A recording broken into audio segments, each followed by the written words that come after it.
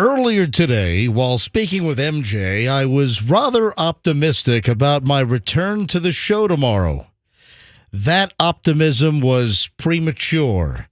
While I thought a ceasefire and the explosions were a sign of my body repairing itself, my body was actually reloading just to launch another disgusting offensive about an hour ago. Why isn't he that creative when he's in here? Jeez. All right, we can go home now. Froggy has the line of the day. I mean, come on. All right, good night, everybody. Have a great weekend. We're out of here. Road trip. You know what? Sometimes I help people come up with lies for something, and I'm like, no. Too much detail. Reel it in. The devil's in the details. Right? Say. Is that too much graphic detail? There's no graphic. There's nothing graphic there, really. He's just letting you know the. It's actually not very graphic. He's kind of dancing around it. He's using war terms. He's using, yes. It's metaphorically graphic. We know what he means. Oh, that's a text from Fester. I'm sure many of you were able to figure that out. We all received that in the group text. What time was that? 22:52 hours. So that was, I keep my phone, I'm not the only one in the room. I use 24-hour time. I like 24-hour time. You're a weirdo. Excuse me. I'm a weirdo because I like the metric system myself. Okay. So, my phone's on 24-hour time. So 22:52 hours. That was 10:52 last night, just before 11 o'clock. We all get the group text from Fester, who essentially let us know that he wasn't coming in again today. So Fester was out yesterday and today. Is this going to be another Fester issue where he's going to end up in the hospital? This is very similar. He always ends up in the hospital for some reason when he's sick. Yeah. Well, he's not the healthiest guy. No, he's not the picture of health, no. I mean, how do I tell Fester's kids that he's probably not going to be around much longer? Don't say stuff like that. Let me tell you something. You take that back, and let me tell you why. Take it back. Take it back. I'm joking. It's a joke. Okay. We do jokes around here. It's a radio show. Yeah, but you know what else it is? It's a self-fulfilling prophetic radio show. Let me tell you what happened to me. Uh-oh. Yesterday, I think it was around this time, you were talking about how Froggy will call in sick for an eyelash in his eye. And guess what almost kept me from coming to work today? A boil on your butt with a big butt hair growing out of it. Oh, it's so hot. Aside from that, I just fight through that. It's disgusting. No, an eyelash in my eye. It almost kept me from coming in. What? An eyelash was like really poking and hurting. An eyelash in your eye would prevent you from coming to work? Well, that's what you said yesterday about Froggy. And I said, oh my gosh, this show it's a self-fulfilling prophecy. And it was just so pokey. So you know what I ended up doing? It was pokey. I had to, Was it like that? Yeah. All pokey like that? Mm-hmm. Hey, Roxanne, you want to do the hokey pokey? Oh, it's hokey. Okay. All right. Anyways, here's a trick. I took my tea and I poured it in your eye. You took your hot tea and you poured it in your poured it in your eyeball. No, is that it? The whole because it was still in my eye when I left. The whole way to work. Look at me. I held my tea like this. Look at me. Look. I'm sorry. Man, she's snapping at me. She's yelling at me. You were like gazing. What are you gazing at? I was just looking. There was a story on TV about Clearwater police increasing beach patrols. Listen, there's a big concern with Miami kicking out the spring breakers. And we've been talking about this now for like a month with Miami telling the spring breakers, stay away from here. We don't want you. Miami, spring breakers, we're breaking up with you. Come here. We're going to make your spring break miserable. We're going to throw sand in your eyes. Essentially, or Roxanne's eyelashes. But the concern is that a lot of these rowdy spring breakers, since Miami doesn't want their asses, that the spring breakers could start coming to Tampa, St. Pete, Clearwater. Yeah, I said that yesterday. And screw things up around here. And I want to get into that a little later on. All right, so back to... Hold on. You used your water bottle to pour tea in your eye? No. This is just a thermos that keeps the liquid really, really hot. So by the time for eyeball scalding? Yeah. So while I'm driving, this is safe, right? I'm holding this up to my eye and going. And then as I breathe out, the steam from the tea goes into my eyeball and it loosened the eyelash. So that's just a little trick. Right. If you ever have something stuck in there, use the steam from your hot drink. Just don't get the drink in your eye. Let me give you a little trick. Just get an eye wash cup.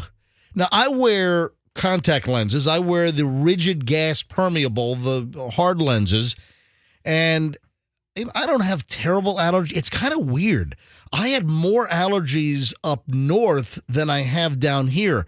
For instance, the whole pollen deal with all of the radioactive looking, weaponized uranium yellowish green powder that ended up all over our cars in the last, 10 days with the pollen drop.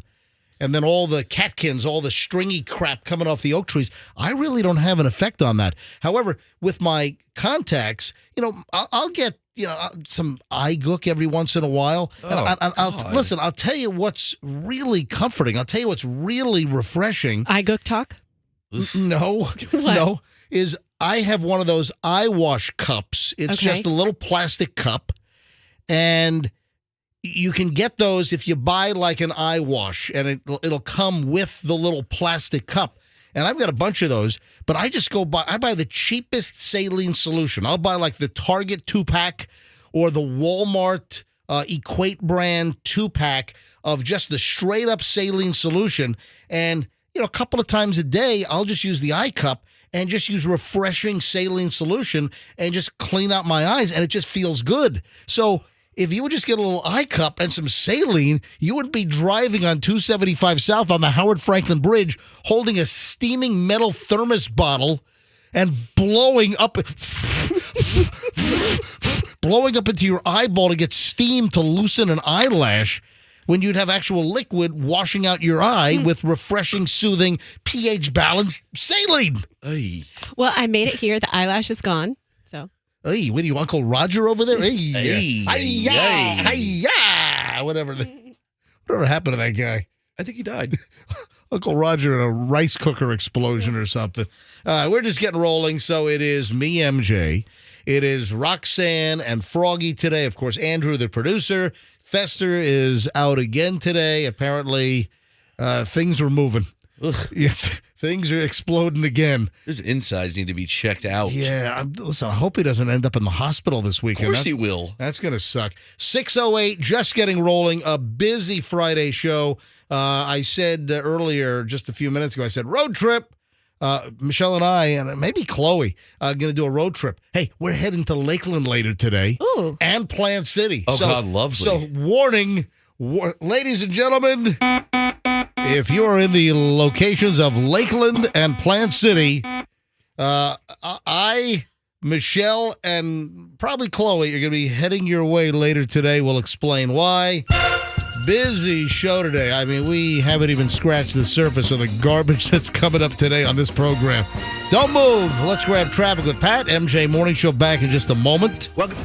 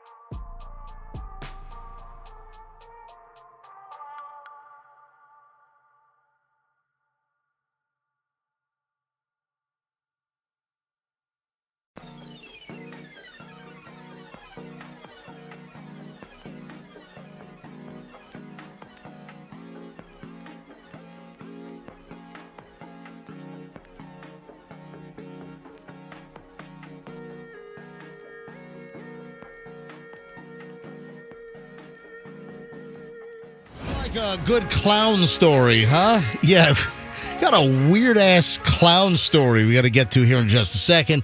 MJ Morning Show on Q105, 621. I've asked Pat, our traffic guy, to roll down. Pat, if you don't mind, can you grab Fester's mic over there? And you don't have headphones, though. Here, you can wear mine. Well, no, because I want you. I don't know if I want to use his mic. No, what, Fester's? All right. Ooh, good point. Oh, that's true. Yeah, how long does neurovirus last on a surface? But I don't think he rubbed his butt on it.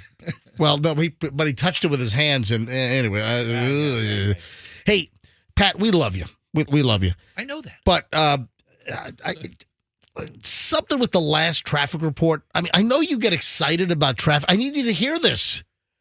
What are you doing? Oh, he doesn't like my laugh. No.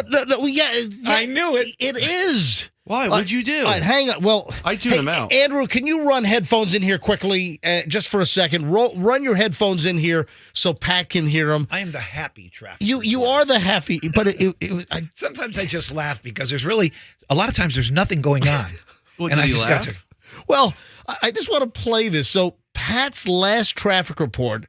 And let me just play a little segment. This is the rear end of it. Listen. Because westbound I-4 is still green and go. Keeping you updated. I'm Pat George. Come on, that's great. Doesn't it make you feel good? Yeah. What do you want to do? Keeping Be you a updated. grump Right. like you? Hey, guess We what? should be happy in the morning.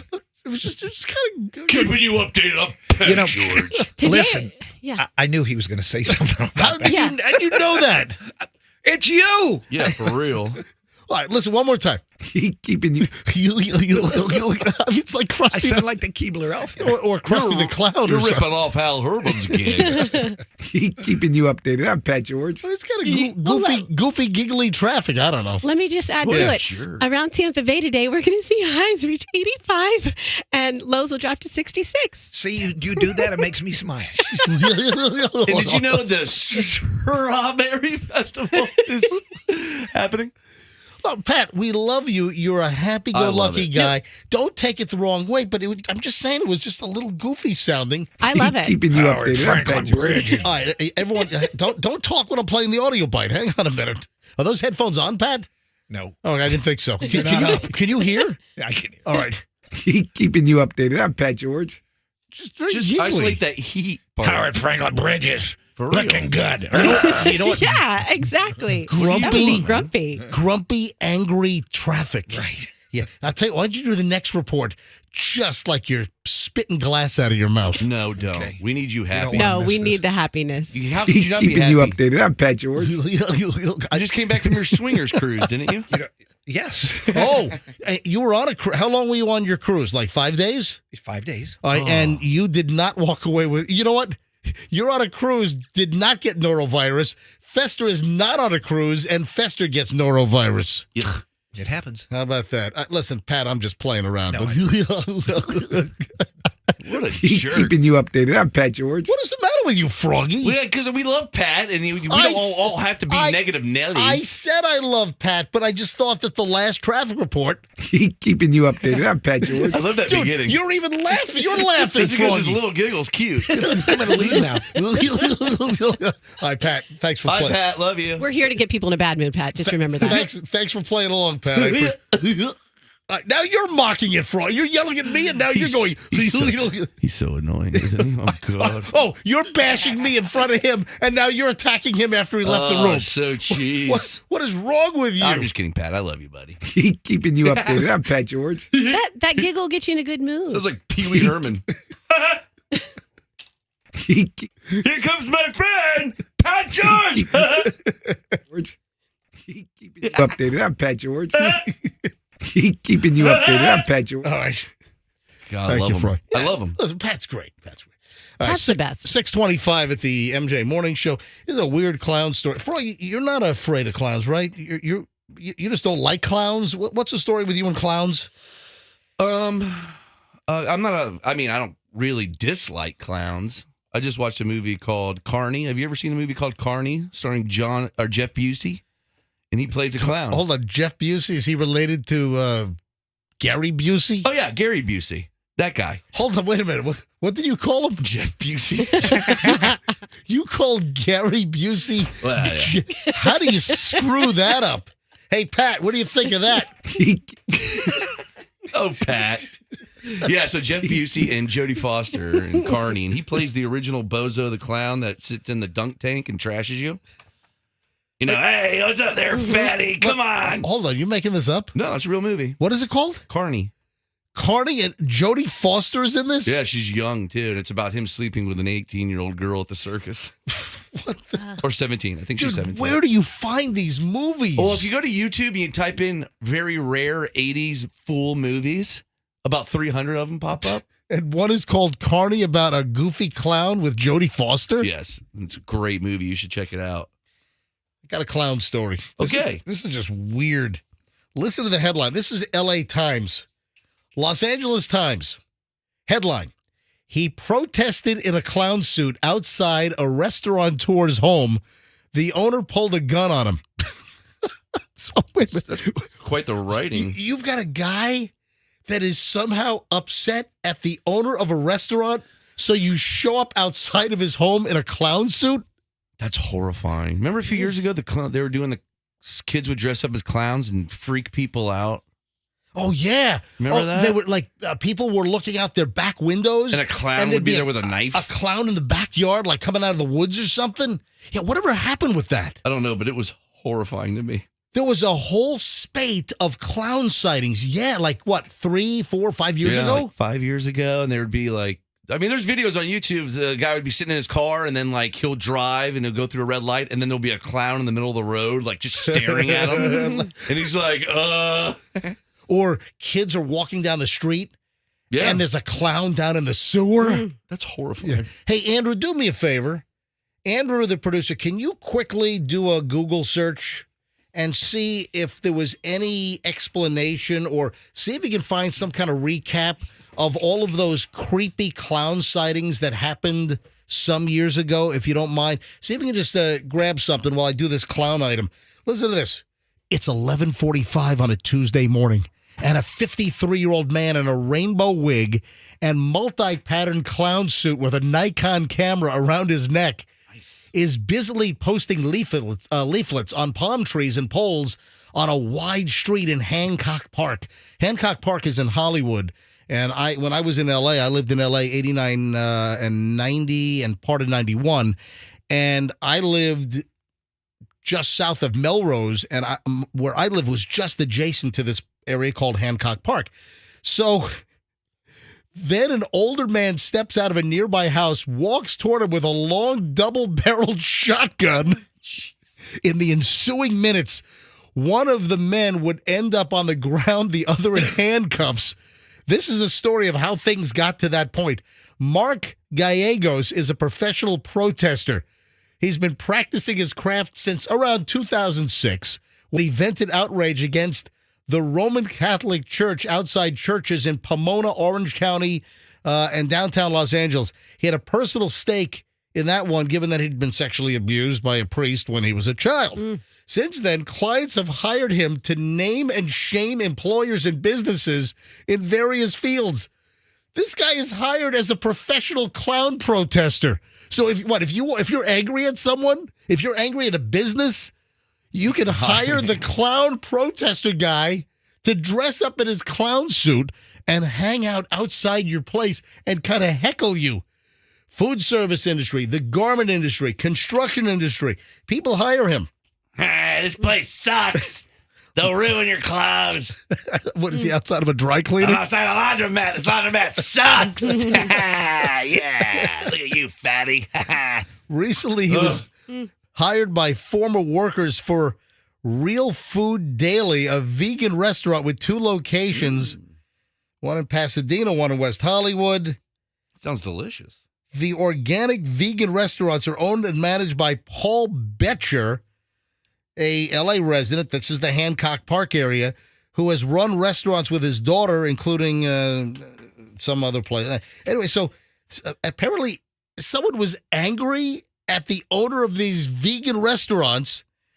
The clown man was hired by frustrated former employees that used to work at his vegan restaurants. They weren't happy with him. Numerous employees have been screwed and not paid. So they hired they hired the clown guy to stand outside and heckle and protest. So he's outside the owner's house of the vegan restaurants because he allegedly screwed employees out of wages, and it ends up with the owner of the restaurants coming out with a shotgun at a confrontation with the clown. Hey, man, chill out, man. Gun down. That's dodged you. This is insane. Oh, What's happening in this world? I don't know. It's horrifying. The clowns. 6:31 at the MJ Morning Show on Q105. Hey, when we get back, got a great pile of early morons in the news. So if you love morons, if you like to feel better about yourself and listen to stories about imbeciles, imbetards, total morons, total jackwagons, well, you're in luck because we'll do it next. Morons in the news in minutes on the MJ Morning Show here on Q105.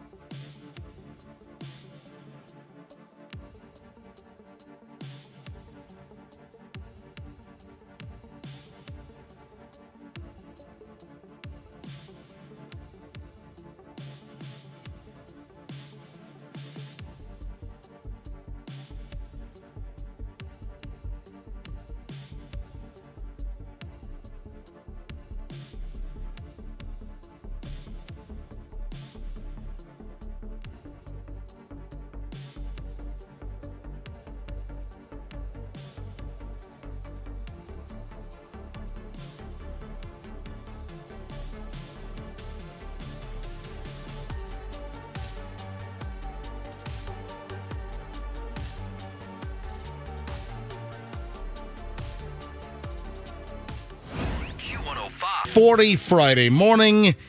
And these are the stories that just make you feel a little better about yourself. I mean, if you're down and out, things are not going your way, listen to these imbeciles and tell me that this doesn't make you feel just a little better. Froggy, what are you looking on the floor for? I dropped my pen, and I need my pen. Did you find the parts to the remote control that you threw on the floor? Froggy hurled one of the TV cable remotes on the floor.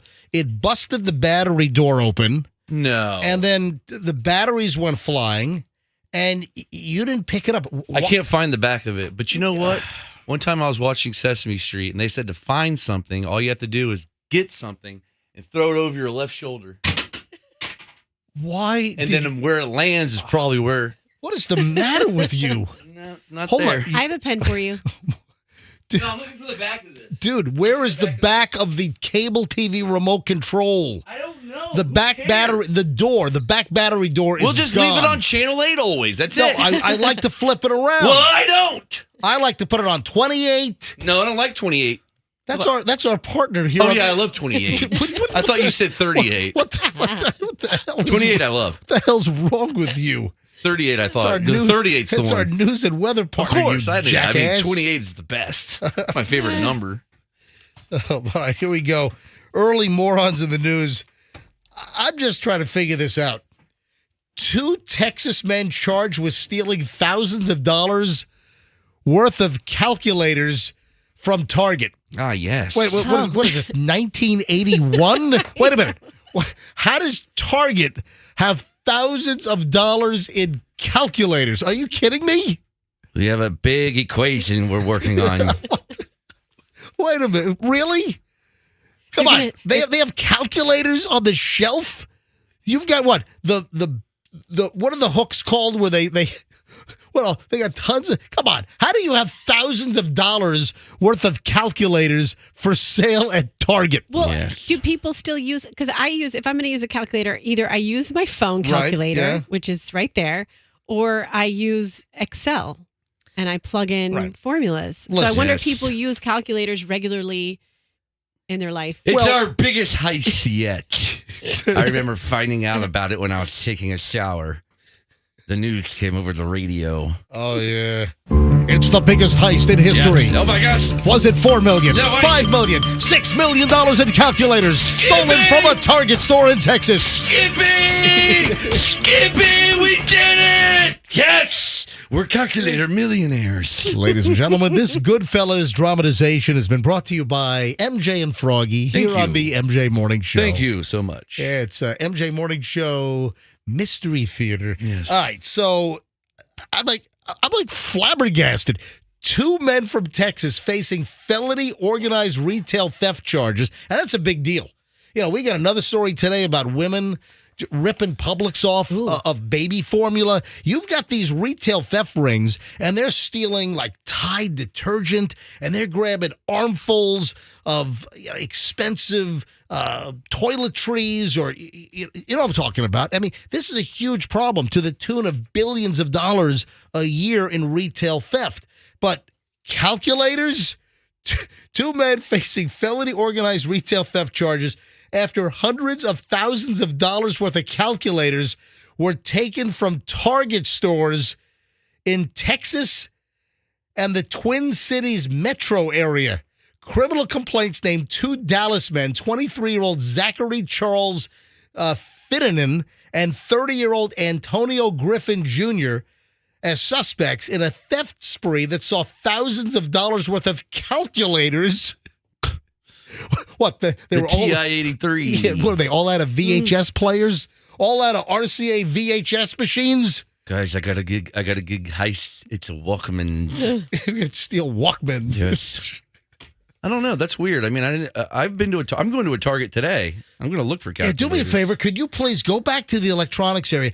Yes. Roxanne, you were an accounting major. Yeah. You're a CPA, right? Not anymore, but yeah. Oh, you got to keep up like the certification? But you were a CPA. Yes, for Arthur Anderson. All right, now, It's like an alcoholic. Once you were, you always are. Yeah. like Michelle, for instance, Michelle has an accounting degree from USF. Michelle never went on to get her CPA. She was thinking about it. Michelle went on to Stetson to get her law degree, her JD.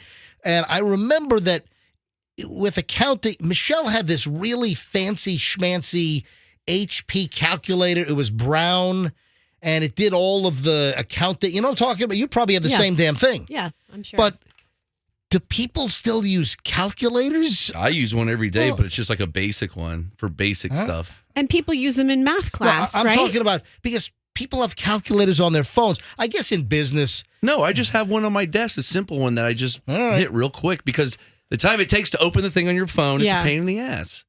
According to charging documents, investigators believe that they're part of a larger calculator theft ring. That's right. We got a big operation going. Based in Dallas, that's responsible for more than $250,000 worth of stolen calculators.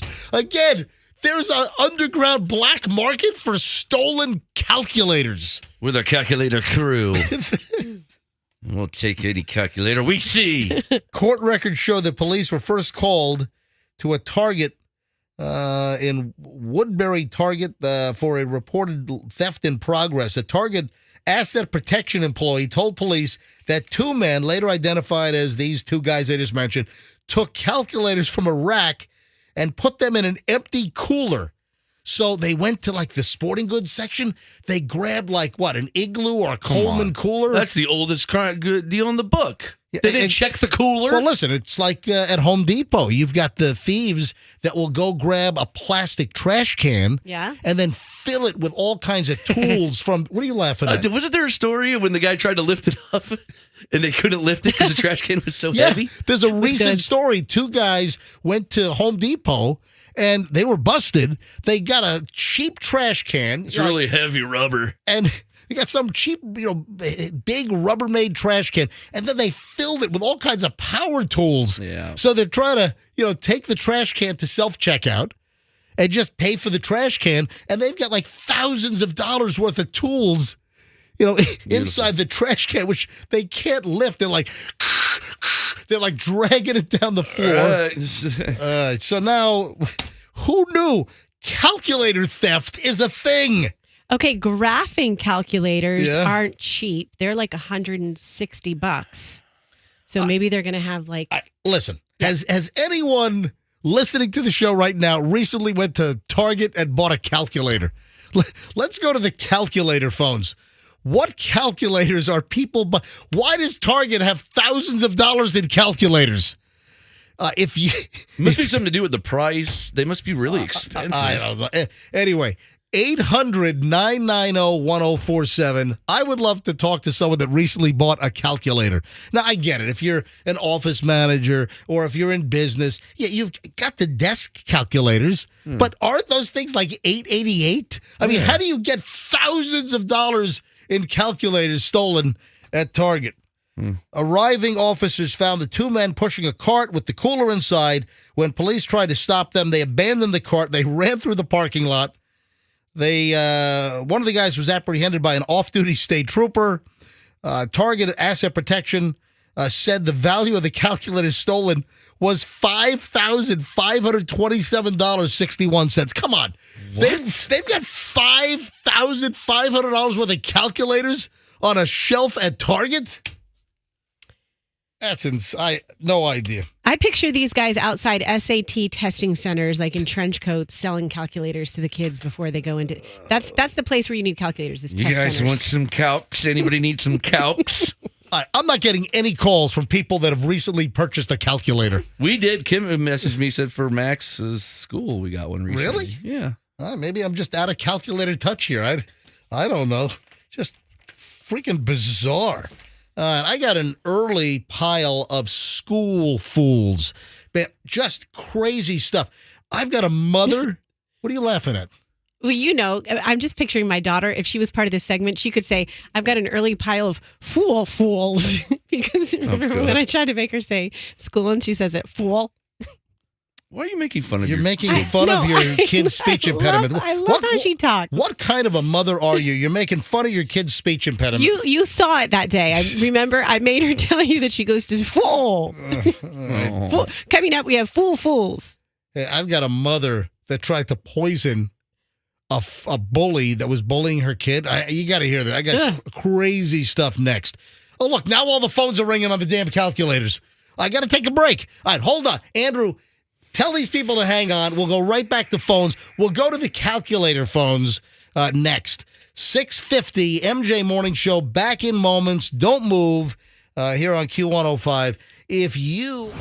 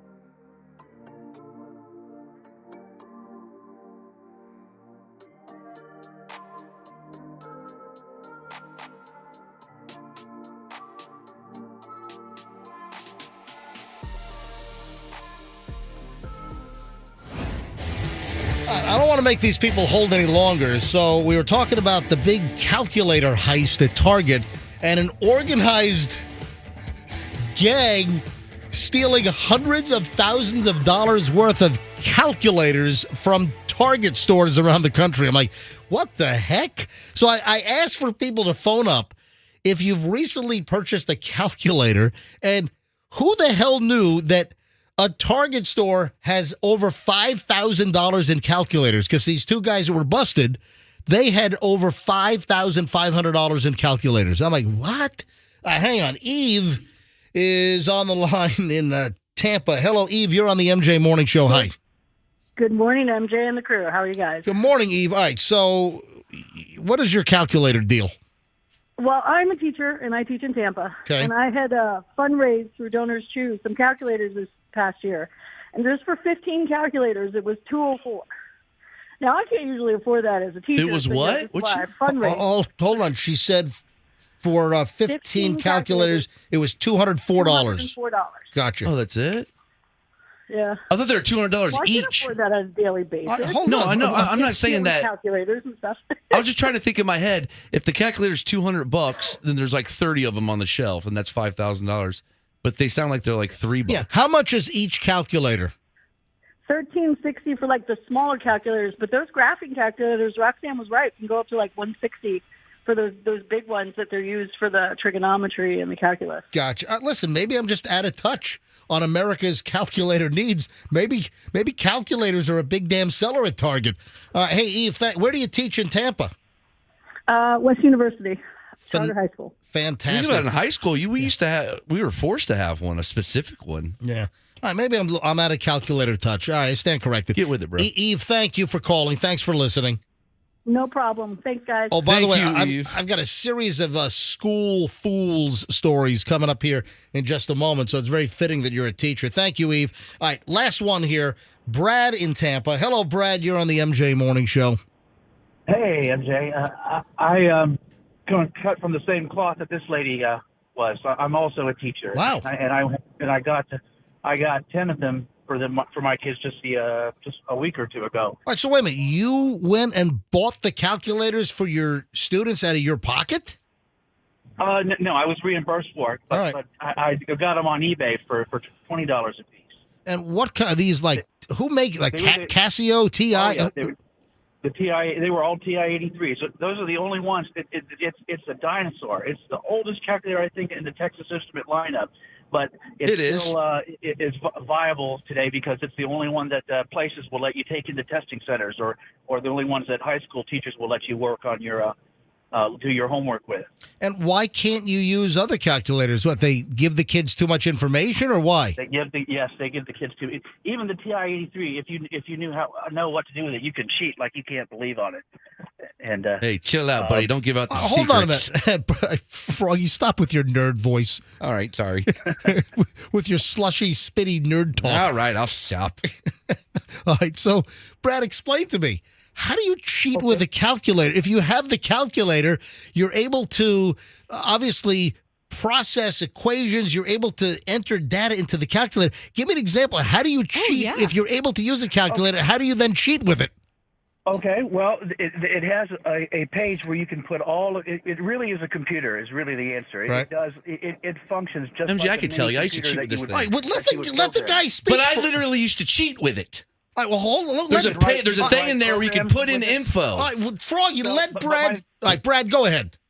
My favorite thing was that like when I took it for physics, all of the physics equations I need, I could program them right into the formula. Yes. And then all I would have All to right. do was just put in the variables, and it would Gotcha. give me the answer. All right. Hey, so I have a question for you, Brad. hold on.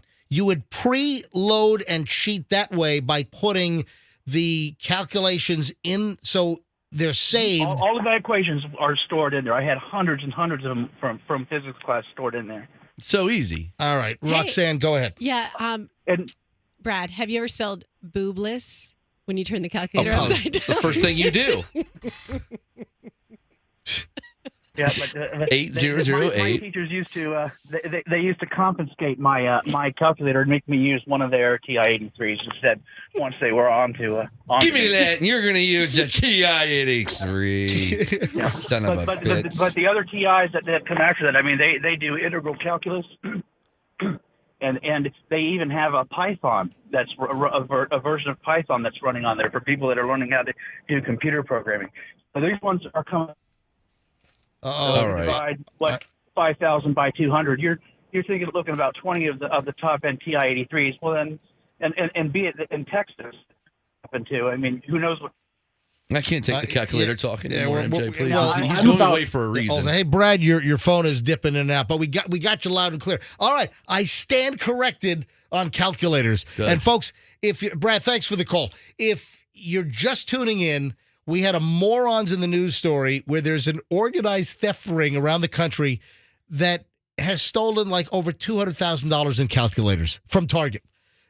Brilliant. What the heck? So I'm like, really? So that's how we got onto the whole I'm calculator going thing. after the show. I'm going to see if they have any calcs. Maybe I'll steal some. All right, I've got school fools, and it's very fitting. I just had two great teachers on the line, and I've got school-related stories. Now, one happened right here in the Tampa Bay area, and it's now gaining national news. I had this in the pile earlier this week. I just didn't get around to it. Did you see the video? Did you see the story out in Polk County, out in Haines City, where the mother is trying to get two kids to fight at the bus stop? It's awesome. All right, Froggy, come Not on. awesome, but how old are they? You said kids. I'm thinking like 17-year-olds. Are you setting up a fight? I usually set up fights. What? A woman has been arrested. She intervened in a fight between students waiting for a bus, and she actually slugged one of the kids. According to the Haines City Police Department, this is earlier this month, there was a fight between two juvenile students. It's kind of redundant, isn't it? Yeah. A juvenile student. I would think that most students are juvenile. Happened at a bus stop. And then 28-year-old Tatiana Duffy, who is a guardian of one of the juvies, she apparently instigated. She was egging him on. And then she even jumped in and started beating the other kid that she was encouraging her relative to beat up on. And then she decides, I'm going to get in on the action. This is all at a bus stop out in Haines City, in a neighborhood. So the Haines City Police Department, they showed media the video of students trying to intervene and break up the fight, other kids. And then Duffy is on video because you know what happens these days. If something happens, if there's a fight in school, fight, or whatever, in anything that happens, people are not like trying to stop the situation. They're just whipping out their cell phones and start, recording video. That's what people do these days. You don't get involved in third-party situations like that. It's dangerous. No. Listen, So you video it instead. Yes. Yeah, don't save or don't help a woman that's being mugged. Yeah, just grab your cell phone and then record it so you can quickly upload it to social media. Hey, you want hits? You want hits. Unbelievable. Then, listen to this. A drunk bus driver, this is a drunk school bus driver, flips the bus. Then, when the cops and rescue officials arrive, the bus driver starts yelling and berating the police that were there to help and rescue the kids. This happened up in West Virginia. This happens more often than you want to believe. Oh, yeah. Having like tipsy or liquored up bus drivers. It really does. My daughter rode a bus for the first time because she's not a bus rider for school. And your driver had a handle of Jack? No, but she talked about it for days. She's like, oh my gosh, we went over a curb. We almost had to slam on the brakes. We hit she just said it was a bouncy, crazy ride. That was her first impression of a bus ride.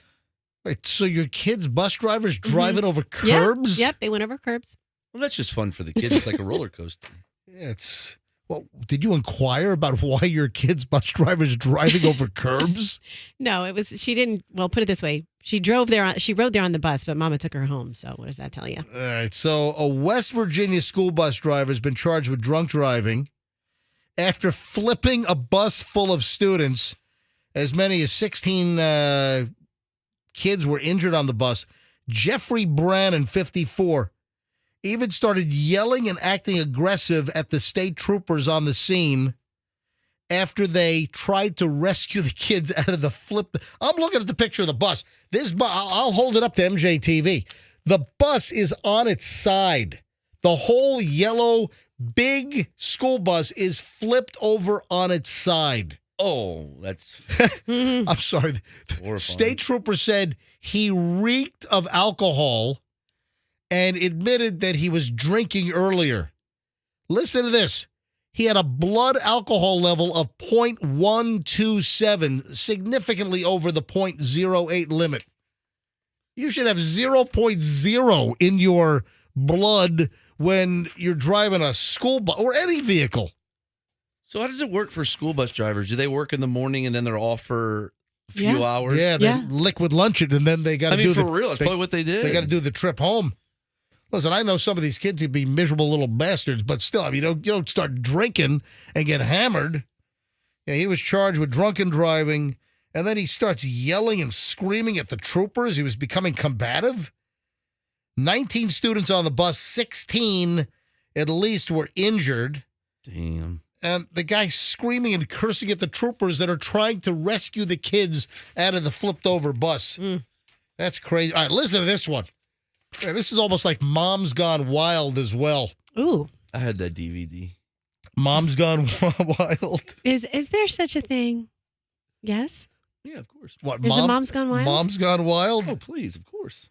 Yeah, I don't know. Look it up. I mean, there was Girls Gone Wild. Bachelor parties. Yeah. Roxanne Gone Wild. Why don't we? Oh, that would sell. Roxanne Gone Wild. We can video like MJ, excuse me, but it is National Women's Day. Yeah. All right, and you're talking to her. I'm not doing it. I'm just saying, Roxanne, you talk about, you're partying on the weekends with your friends. I'm always with my kids on the weekends, 99.9% of the time. Hold on, you've told us recently about all these girls' trips where you guys are just getting hammered poolside. Yeah, I have to dip into the files of yesteryear to tell those stories. No, I mean, I go away occasionally, like once every 6 months. You had one recently. You had a Girls Gone Wild weekend. I think that was like 3. Yeah, 3. Hey, listen to this. Hey, but I just have to tell you, I just did a Mom's Gone Wild search on my work computer here, and nothing pretty came. Nothing I can click on. We're still working on editing it. All right, now listen to this. A Texas nurse had a plan to get back at her son's accused bully at school. Ooh, a revenge plan. And, well, the plan didn't work very well. An 11-year-old boy was hospitalized, and the revengeful mother has been arrested. Listen to this. Jennifer Lynn Rossi, 45, this is in Texas, admitting to concocting a disgusting drink to give to her son's classmate and a kid that was bullying her son in revenge. Apparently, the bully even ripped off this woman's son's sports drink at Legacy Traditional School in the San Antonio area. She mixed Gatorade with lemon juice, salt, vinegar, and telling her son it would prank his alleged bully without harming him. So the bully was ripping off her son's Gatorade. She decides, let's come up with a disgusting little brew. So she puts this thing together. So when the bully steals her son's Gatorade, he swigs it. Anyway, the kid was hospitalized. Oh, listen, I don't condone this, but how do you get hospitalized if you kind of taint a Gatorade with lemon juice, vinegar, and salt? I mean, it's not like she poured Drano in the damn thing. I'm sure the vinegar, too much vinegar would make you sick, wouldn't it? Yeah. When you take vinegar, you're supposed to do it in small After small amounts. spitting out the gross mixture, the 11-year-old boy who was given it complained that he was feeling sick, had a headache. He was taken to the hospital. What a weenie. Yeah. All of the contents of the drink were non-toxic. The incident resulted in the kid being hospitalized, according to the Bexar County Sheriff's Office. Hospital staff informed the investigator that the child victim required additional medical monitoring and would eventually be discharged. It was not, it wasn't chemical. I don't condone this, and the mother's in trouble now. She was arrested earlier this week, charged with injury to a child. She since has posted bond. She's out. So listen, just, take this into account. If you want to, protect your kid, you got a bully, probably not the right way to, taint food or drink and try to, teach the kid a lesson. All right, 7:15 at the MJ Morning Show here on Q105. We start an hour and 20 minutes of nonstop MJ next. Now, Froggy, I'm very curious what you think about the whole Mike Tyson, Jake Paul situation. That story broke yesterday. There's another update. Remember the school story of the kids on their stomachs on a gym floor Ugh. licking peanut butter off of seated students. How could we forget? At a school. There's an update to this. It is absolutely insane. Michelle, me, Chloe, big road trip. We're hitting Lakeland and Plant City later today. I'll explain why. Oh, and Roxanne. Mm-hmm. Did your heart really stop when you saw the Gatsby picture on my Instagram? Yes, it did. Yeah. Yes, it absolutely did. I had so many people. All right, I posted a picture of Gatsby. It was terrible. One of our Jack Russell Terriers, I posted a picture, and apparently it upset a lot of people. Yeah. Hang on, I'll explain it next. It's a joke. All right, hang on. I'll make it all crystal clear when we get back in minutes. Hour and 20 minutes of nonstop MJ is next. Got a hot tip for you.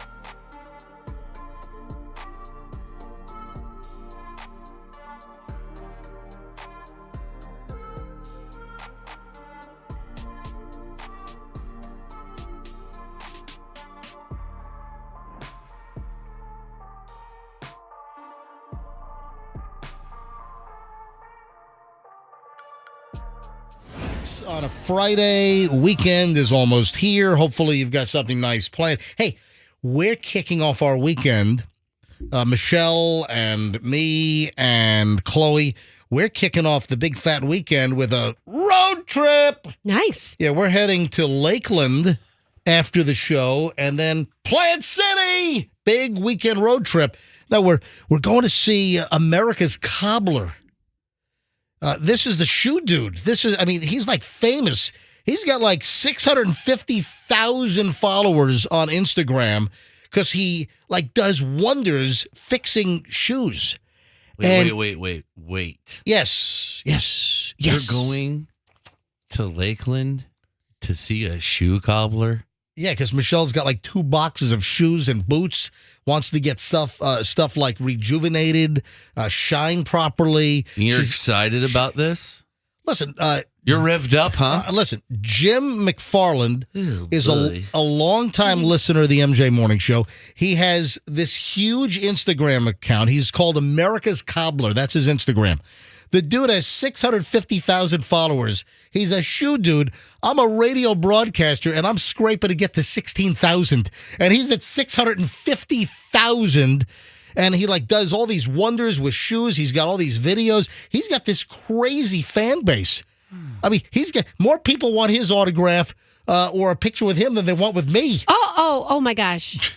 Well, I have to tell you What? about, okay, What? not to derail you. Well, you always do, but go ahead. Guess who has, that's what we do around here. I know, That's go- the beauty of our show. That's all right. Go ahead. Guess who has a huge Instagram following, who you were mocking the other day, by the way? Remember when you're like, when we were talking about my daughter and her taking piano lessons? All right.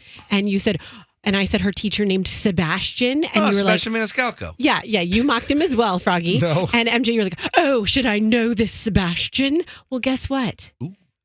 I see him on IG. He has a huge following because he is a violinist as well as a pianist. He's a penis? He's a penis? I didn't know he was a penis. Hold on. You got a penis teaching your daughter piano? What is going on here? I don't know. I'm a pianist.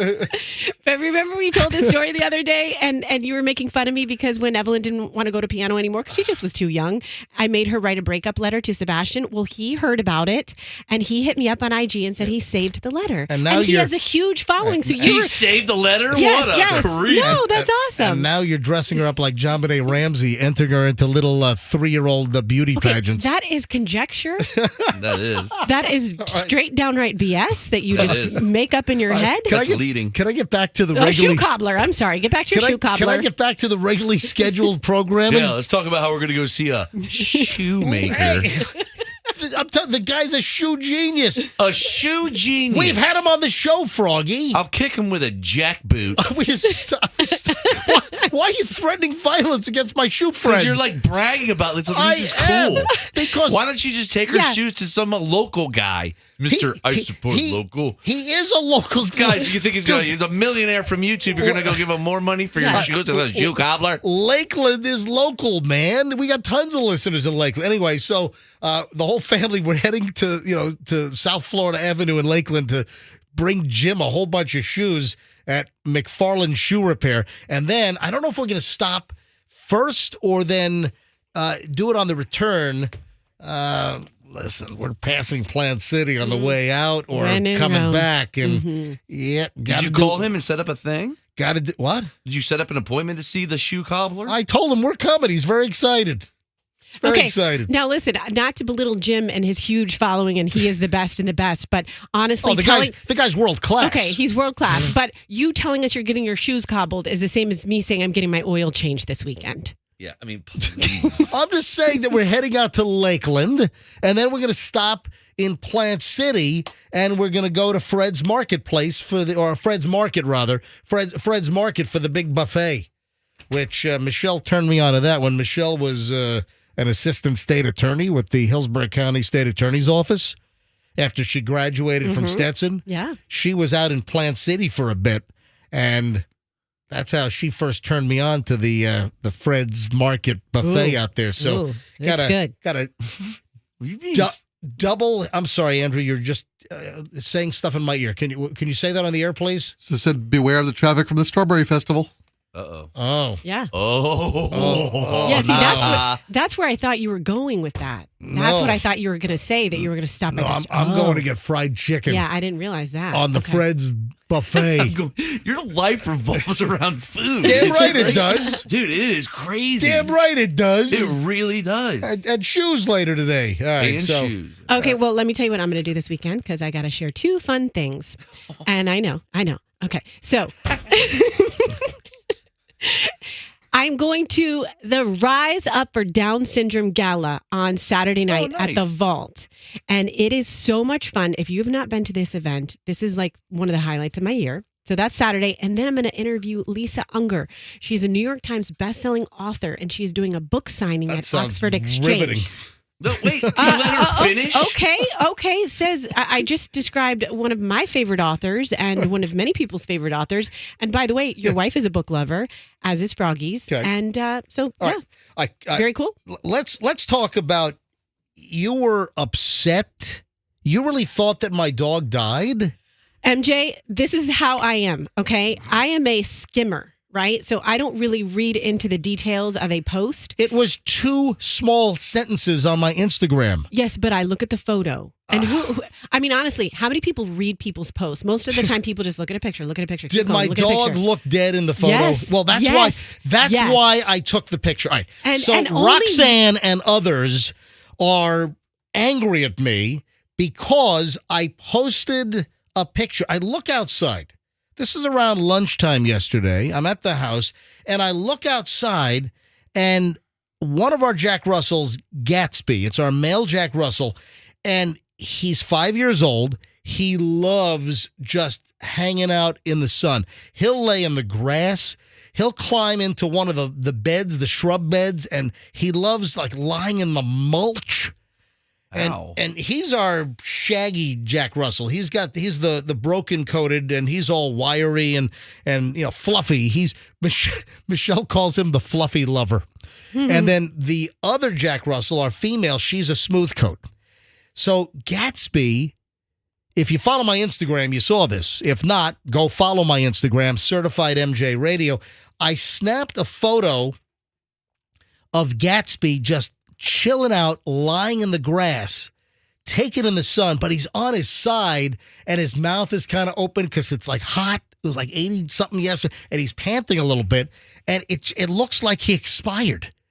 So I'm like, holy crap! I had to like make sure that he wasn't like dead in the yard, and he's just lying down. Yeah. So I snapped a photo out of the kitchen window of Gatsby, and I just posted that picture, which does look like he's deceased. And I then added a caption that says Gatsby 2018 to 2024. I mean, But then the next sentence is, just kidding. He's just laying out in the sun. Gatsby, if I could offer you one tip for the future, sunscreen would be it. oh boy, you tried to get a lot of jokes into that post. Yeah, that's you're trying to. Okay. And then you should have edited it to play the song after that. Yeah. Ding, ding, on screen. Yeah, So- the whole Baz Luhrmann thing. All right, so it wasn't just you. There were a lot of people, and I'm looking at the comments here. Folks, Did you know that was going to happen? Did you do it just to be shocking? No, I did not. It was an image that I said, I got to get this quickly because it looks like, he's like dead in the yard, but Yes. he's just chilling out. So I snapped a photo. It was just an interesting photo. And then I'm like, you know what? I'm going to be a little comedic. I'm going to, put a little caption on this thing. And here's Chris. Geez, my heart stopped for a second. Chloe even responded. Dad, that's not Chloe- funny, Dad. Chloe wrote, I'm not home and I almost had a heart attack. Karma will get you, Dad. What?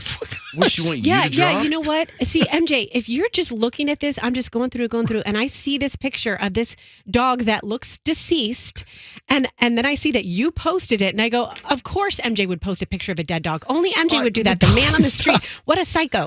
And then I start to read it, and then I'm post like, a little bit of everything. and then I see Gatsby 2018-24. I'm like, of course it's, what is wrong with this man? Like, that's what went through my head. And demented. so I had to spend at least 5 seconds in this state. So you can read my comment too. The first line is Gatsby 2018 to 2024. Then the next line is just kidding. He's just laying out in the sun. And then Roxanne wrote, "You're awful." That was Roxanne's comment. Yeah, there's going to be something else in there too, but middle word too. But wait a second. Then some people are like smiley face with, the tears coming out like they're crying, laughing. And then it's like half the people were like, that's hysterical. I mean, so if you want to see the picture, you want to see the comments, listen, I take pictures. I observe. I'm a radio broadcaster. I'm an entertainer. I try to throw out all the different emotions. I try to post a variety of different things on my Instagram. All right, take a look at the photo and see what we're talking about. Now that we've deconstructed the post for you and gone through each step of the joke. On my Instagram at Certified MJ Radio. That's Certified MJ Radio. Take a look at the IG picture. Come on, folks, lighten up.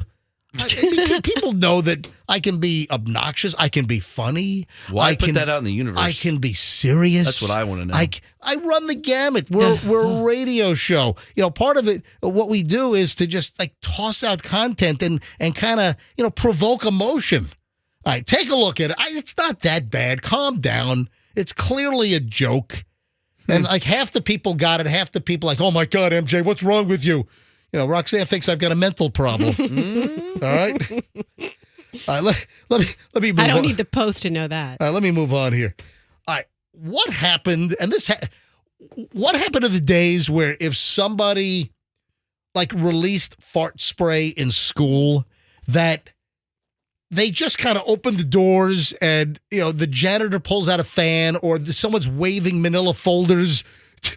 Now these days, fart spray, it causes complete school evacuations and hospitalizations. What is the difference between fart spray in the 80s when I was a kid in school and now? Why? There were multiple fart spray incidents when I was in middle school, high school. We never evacuated the school. The fire department and police were not called. Ambulances didn't transport kids to the hospital. I remember my buddy Ryan had like 4 of these like stink bombs, I guess. Yep. And we were in the library and I stepped on them. And they were in the shape of like Coca-Cola bottles. And I stepped on them and they smelled so bad. And just like you said, the librarian was just like, "All right, that's not funny, Michael." And she's just like waving the thing. And that's it. I didn't even get in trouble for it. Well, these days, and we've had multiple stories, since we returned with the second round of the MJ Morning Show in 2020, we've had multiple stories. I think we had one just a couple of months ago or maybe a month ago. And now here's Buckner, Kentucky. A high school in Kentucky was evacuated after fart spray was unleashed. and kids were hospitalized. 7 students were treated at the scene or transported. What is going on? What is going on? Kids are so weak. Are they? Is it the kids that are weak, or are the administrators a bunch of coddling pansies these days? What is going on?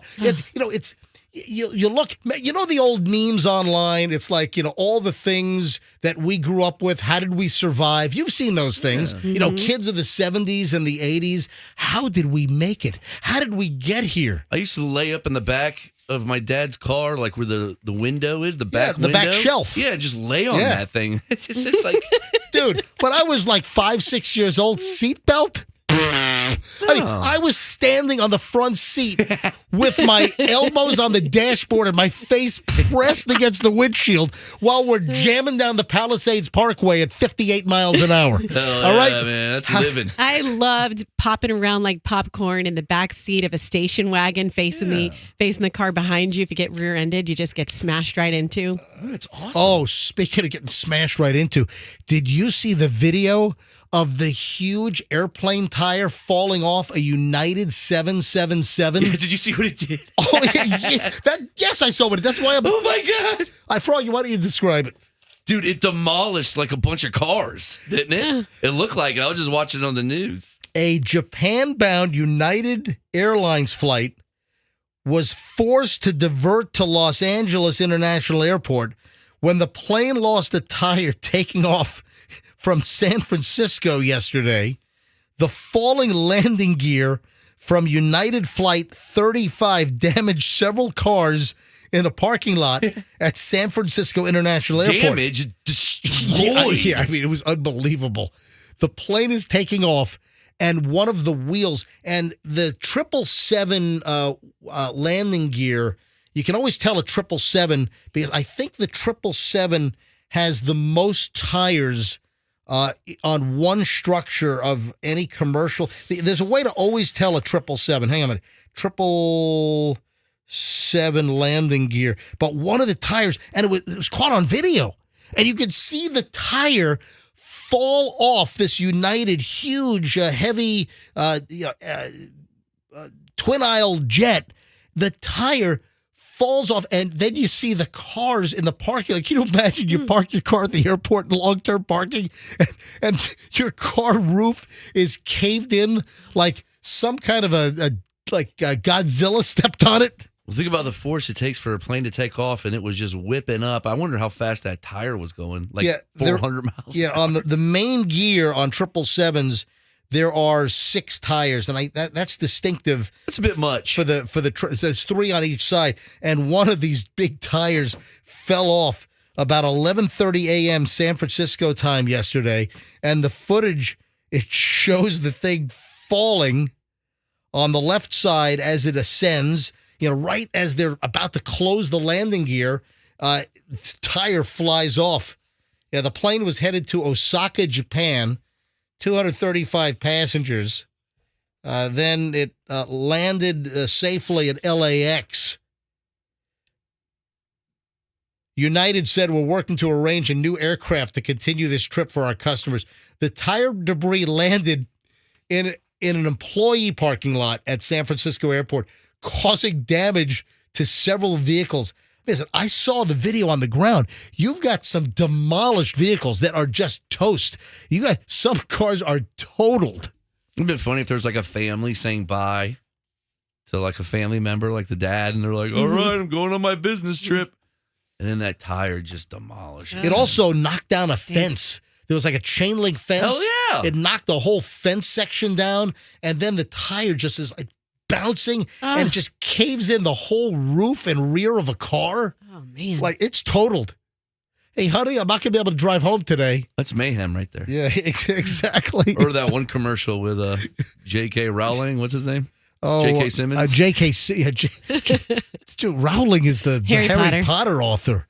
Oh, yeah, I don't know you're who thinking he is. You're thinking of J.K. Simmons with Farmers. Yeah. We've seen a thing or two, right? There you go, yeah. We know a thing or two because we've seen a thing or two. Airplane wheel demolishes your car. Bop, ba-da, bop, bop, bop, bop. Yeah, there you go. Yeah, anyway, the plane was able to. There was plenty of other additional tires to land the plane, so they were okay. But that's crazy. The video is nuts. All right, Roxanne. Yes. You said to me earlier today. Yeah. Did you say it on the air about eating the carbs? Or No, was that no, off? no, That no. was off the air. Off air. All right. So we had a story yesterday where eating carbs, according to research, makes you look uglier. Mm-hmm. It's like, what? Yeah. Yeah. Eating carbs, a couple hours later, they did like some research, and people perceive you as looking uglier if you carb load. Yeah, some of the stories we do on the show really stick with me throughout the day. Well, Roxanne, then you carb loaded after the show and you just kept thinking about how ugly you were going to look? Yeah. We went to a restaurant last night. We went to Catch 23, and I ordered sushi, and I started looking. There was a lot of, I saw the rice on it, and I just said, everyone, brace for it. I'm about to get hideous. Don't look at me. I'm hideous. That's crazy. Like how much can it actually deform you? I mean, this seems like somewhat of an alarmist story, doesn't it? But it's still stuck with me. Let's take a picture of you and then eat like 7 loaves of bread, and then we'll take another picture of you. What's the ultimate carb? A biscuit? I'm sure bread, pasta. Eat some pasta and bread for like 2 days. All right, reason why I'm bringing this up, that was yesterday's story. Yeah. This is today's story. Oh, boy. So according to researchers, if you eat carbs, it'll make you appear unattractive. But I'm just following this up. There are foods that you can eat to make you look better. Oh, okay. There are foods that have... Beauty foods. Well, we can call it that, but they're appearance-boosting foods that have the opposite effect. So you should look for foods that are rich in carotenoids, found in a lot of fruits and vegetables, and that's what gives the colorful, like vibrant colors to a lot of fruits and vegetables. So you don't have to look ugly by eating carbs. You can eat foods such as sweet potatoes, carrots, butternut squash, dark leafy greens like spinach and kale, orange peppers, corn, asparagus, tomatoes, tomato products, watermelons, grapefruit, guavas can all make you look better. One time I ate a whole bag of carrots on a road trip by myself, and I think I was oranger by the time I got to... Yeah, that happens. Yeah, it really happened to me. I turned orange from all the carrots. And I mean, I liked it, kind of. I'm not going to lie. And you can also eat... I mean, that just sounds like vegetables, right? Roxanne, you're turning orange, Roxanne. It doesn't quite work. It's with a violet, you're turning violet. Yeah. We could eat shrimp and turn pink like flamingos. That's a wife's tale. Egg yolks and pistachios also can make you appear more attractive as well. So, hey, I'll eat a bag of pistachios. Just a follow-up to the story that carbs make you look uglier. There's a list of things that can make you look better. All right, I got a lightning round, a bunch of stuff here. There's a follow-up to the whole Miami spring break deal. We mentioned this earlier. Andrew, you pulled the audio for me, right?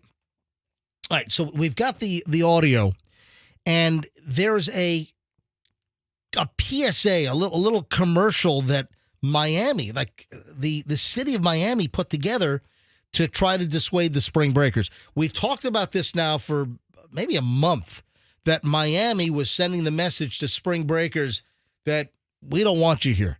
Remember, they had a couple of deaths last year. They had like near riots. It was just a mess. So Miami has said enough is enough. We don't want you spring breakers. Stay away. They even said in their campaign, it's not us, it's you. Right? Stay away. They're like talking about bag checks, closing down beaches, curfews, closing parking lots and parking garages, or jacking up prices to like $100 to park your car. So they are seriously trying to dissuade spring breakers. They don't want them. And then you got to listen to this. So this is like a commercial. This is an announcement that they're serious. They put together this commercial to keep spring breakers away. This thing is like a minute long. It's professionally produced. It's almost like the guy that did the Hard Rock commercial. It's legal in Florida. It's legal. We'll repeat it. It is legal. It's almost like they hired that guy to do the spring breakers stay the hell away commercial. Listen to this. This is insane. Love it. Hey, we need to talk. This isn't working anymore. And it's not us. It's you. We just want different things. Our idea of a good time is relaxing on the beach. Hitting up the spa or checking out a new restaurant. You just want to get drunk in public and ignore laws. Do you even remember what happened last March? And then they're showing video of the riots. They're showing the police activity. people being cuffed and stuffed. I mean, Jeez, people how got dramatic. Yeah, really. This is unbelievable. So they're showing like 10 seconds of like riot video and horrifically bad acting spring breakers in Miami last March. That was our Police sirens and everything. breaking point. So we're breaking up with you. All right, so she says that was our breaking point. So we're breaking up with you. Come on. This isn't like a soft breakup. This isn't like it's me, it's not you. This is like a air your grievances. This is why I'm leaving you, you jerk. This is a sever. This is Yes. like a firm sever, all right?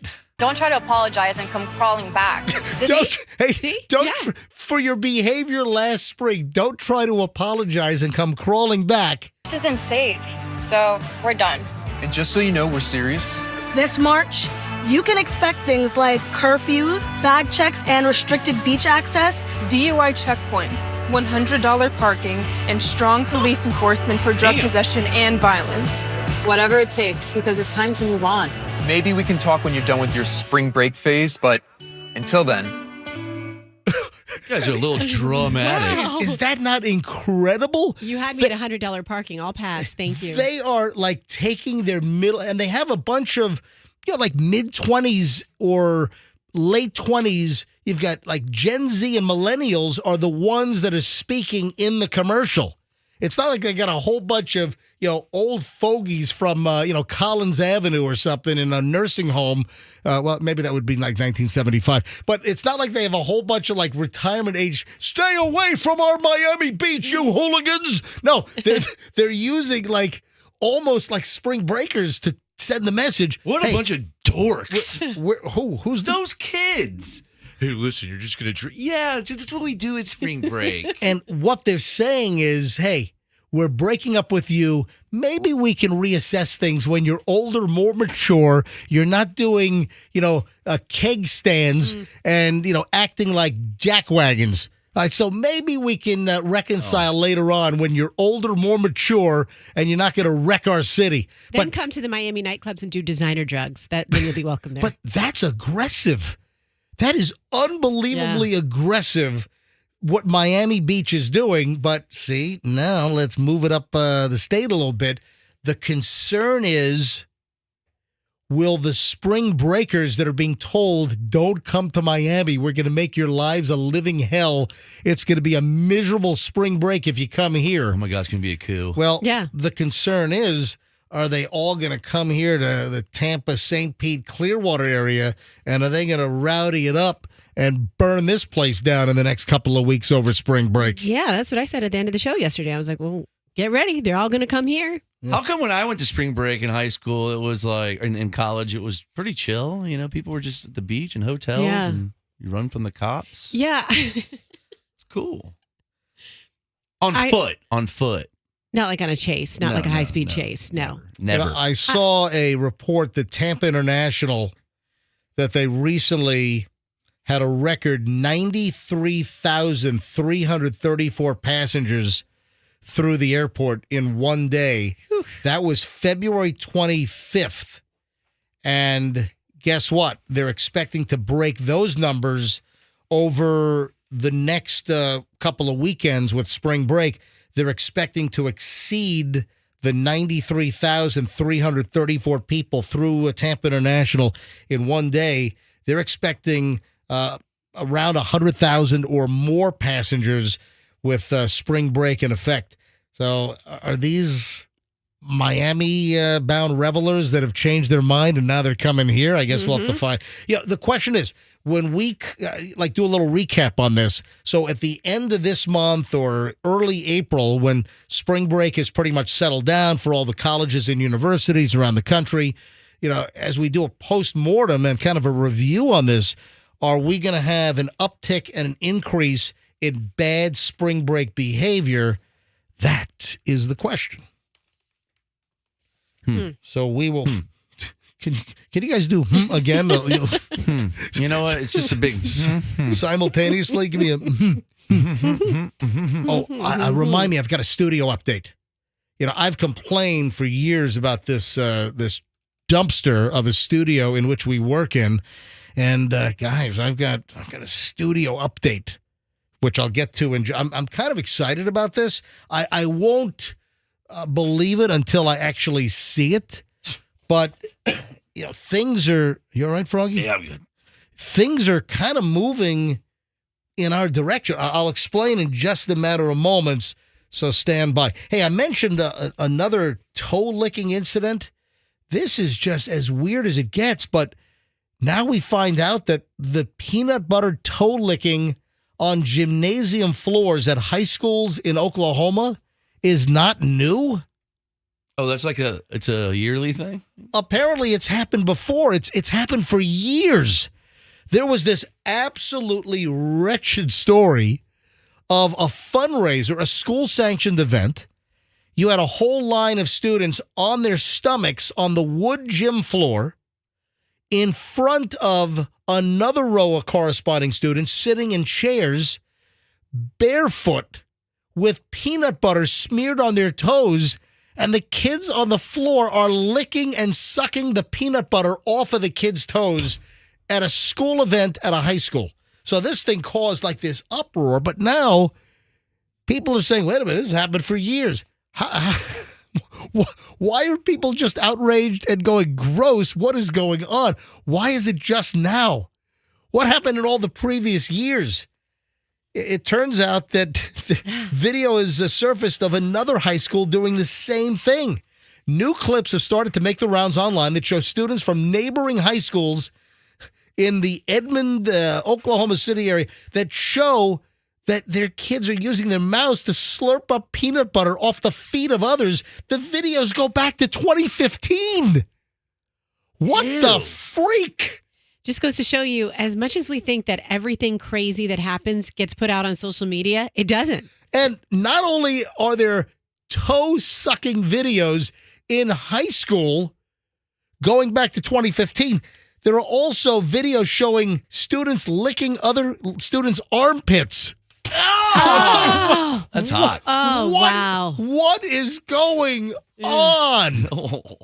Holy God. crap. Yikes. What did they put on the armpit? Peanut butter? I hope something.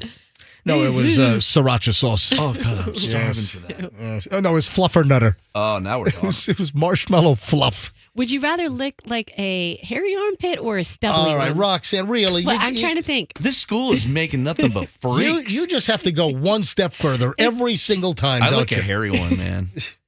All day. I just eat it. Because if it's stubbly, then you're going to like cut your tongue potentially. Got something stuck in my teeth.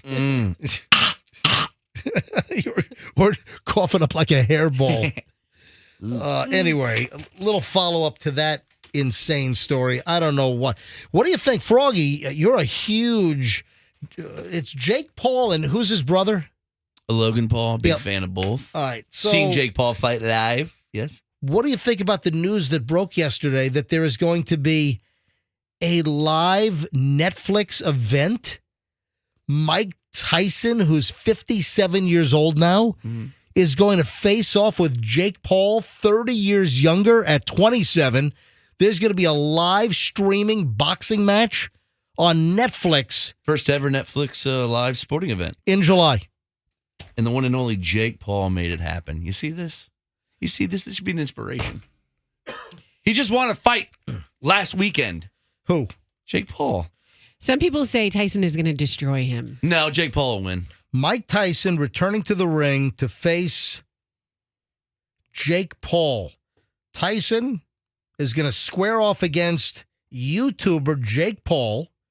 So this guy, these Jake and Logan Paul brothers. Logan Paul's a top WWE wrestler now. Wait a sec. They started off like just doing goofy YouTube videos. Yeah. How did that then transcend into them becoming boxers? How did that metamorphosis occur? Well, it started when the whole celebrity, not celebrity, but online celebrity YouTube / boxing thing started, where YouTubers started challenging boxers. And Logan ended up fighting Floyd Mayweather. Do you remember that? No? I don't. Okay. Well, Logan was the first one to really go out there, and then Jake started fighting like basketball players and stuff. Then Jake was pretty good, and then he started beating up UFC guys. Like the fight I went to with my dad, he knocked out a guy named Tyrone Woodley. All right, whatever. So Tyson... You know, I'm trying to explain to you. All right, You don't even know what I'm saying because you don't do nothing but cook rice. So Tyson is going to be 58 by the time they fight. It's scheduled for July 20th at the AT&T Stadium, where the Dallas Cowboys play. So are they going to pack this place? I don't know. Are they going to fill it up? A Netflix live event. Probably. 58-year-old Mike Tyson, that's how old he'll be. He's 57 now. He will be 58, facing Jake Paul at 27. So who said, Roxanne, did you say that Oh, yeah. Tyson, I read stuff that... So what did you hear? I just read one story that was like, Paul better watch out. Tyson will destroy him. Like, he's not going to come out of there in good shape. That's what I read. Yeah, I tend to believe that Mike Tyson is going to pound his face in. You guys don't understand how this works. All right, tell me how it works, Froggy. Well, this is a deal that Jake Paul's company put on. He's going to give Tyson, $30 million or whatever the hell. And then Tyson's night, it's an exhibition. That's an important word. Members of the combat sports community are slamming the Netflix fight between Mike Tyson and Jake Paul. I don't like it either. I thought Jake was going to stick to fighting like boxers. Listen to this. That's what I liked. You should be ashamed of yourself. Former UFC champion and current analyst Michael Bisping. Yes, Michael Bisping. Wrote in a post on X yesterday. From England. And the biggest joke is you don't even slightly realize why. You're fighting someone who was born in 1966. Have some shame.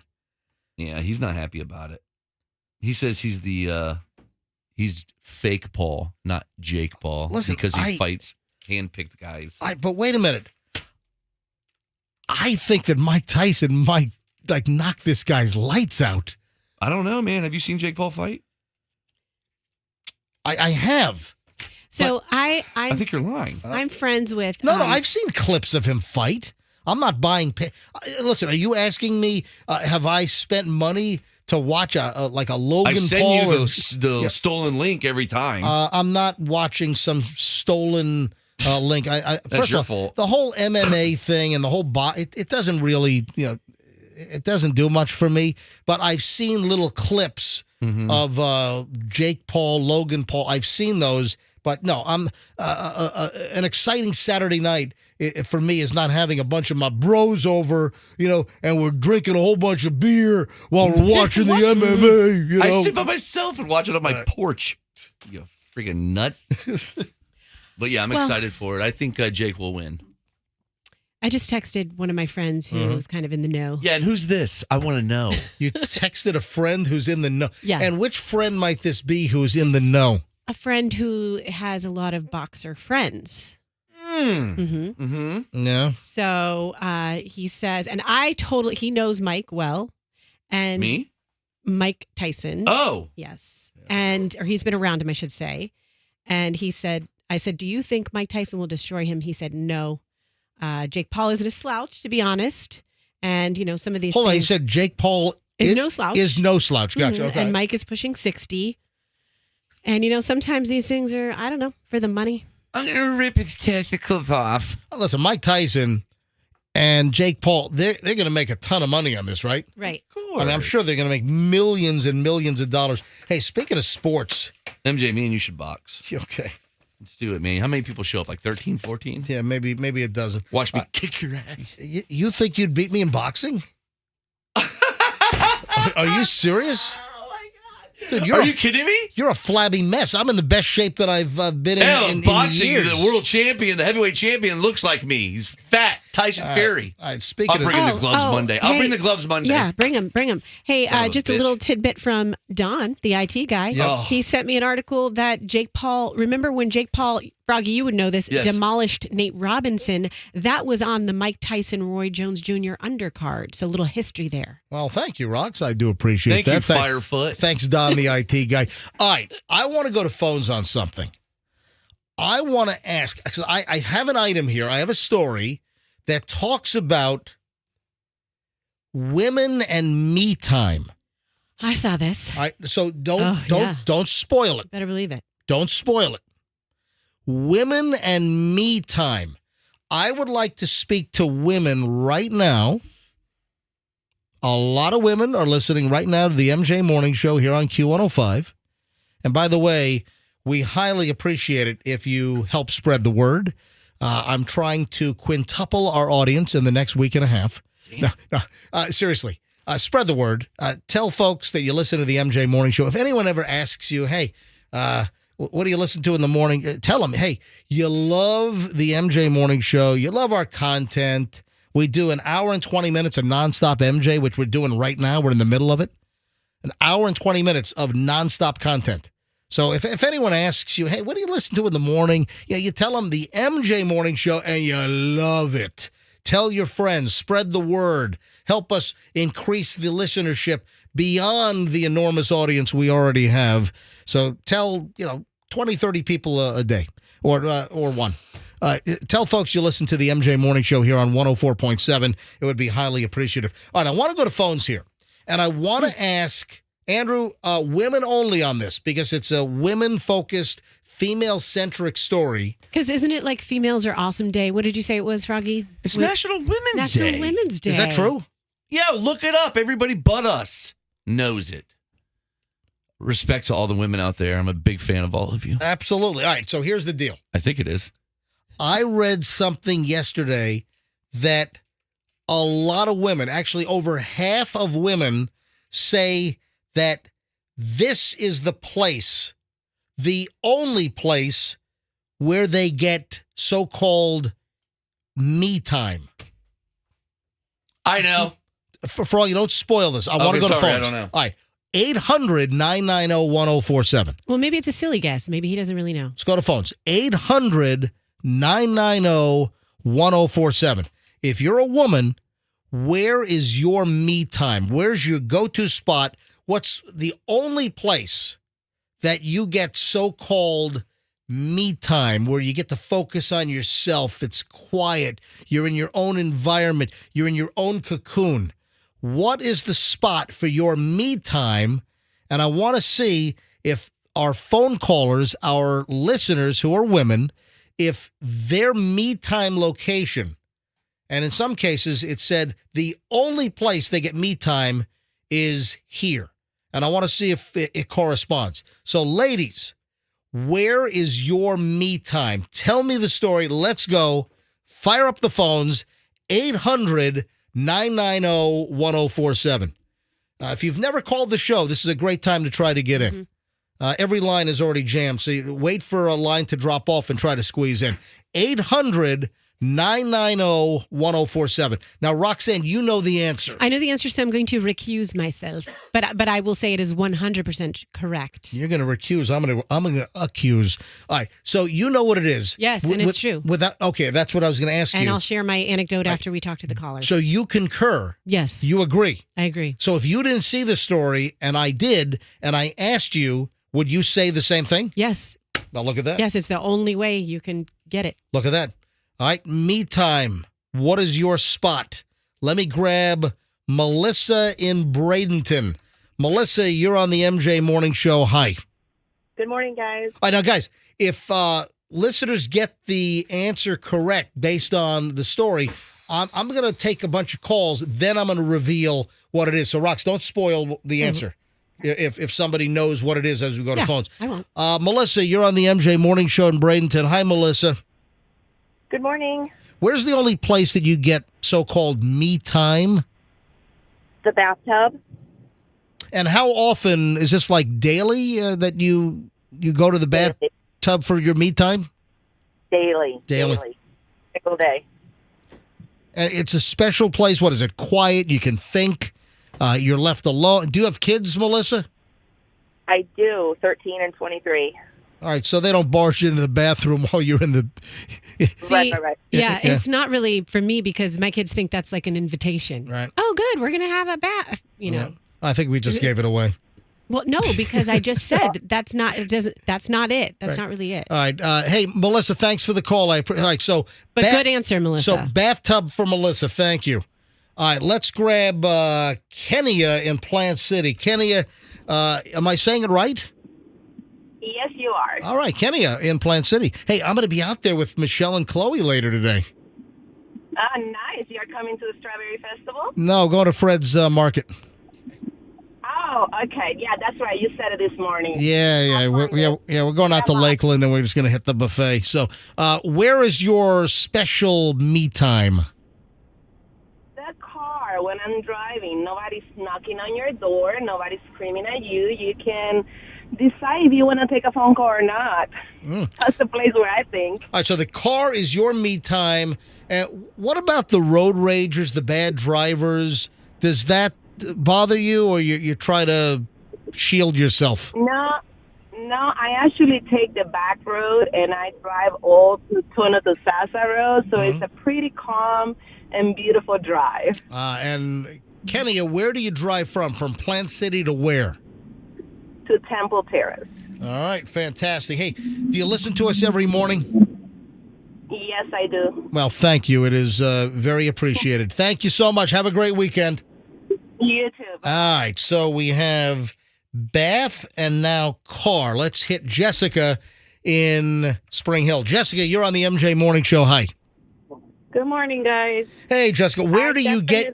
I'm sorry, go ahead.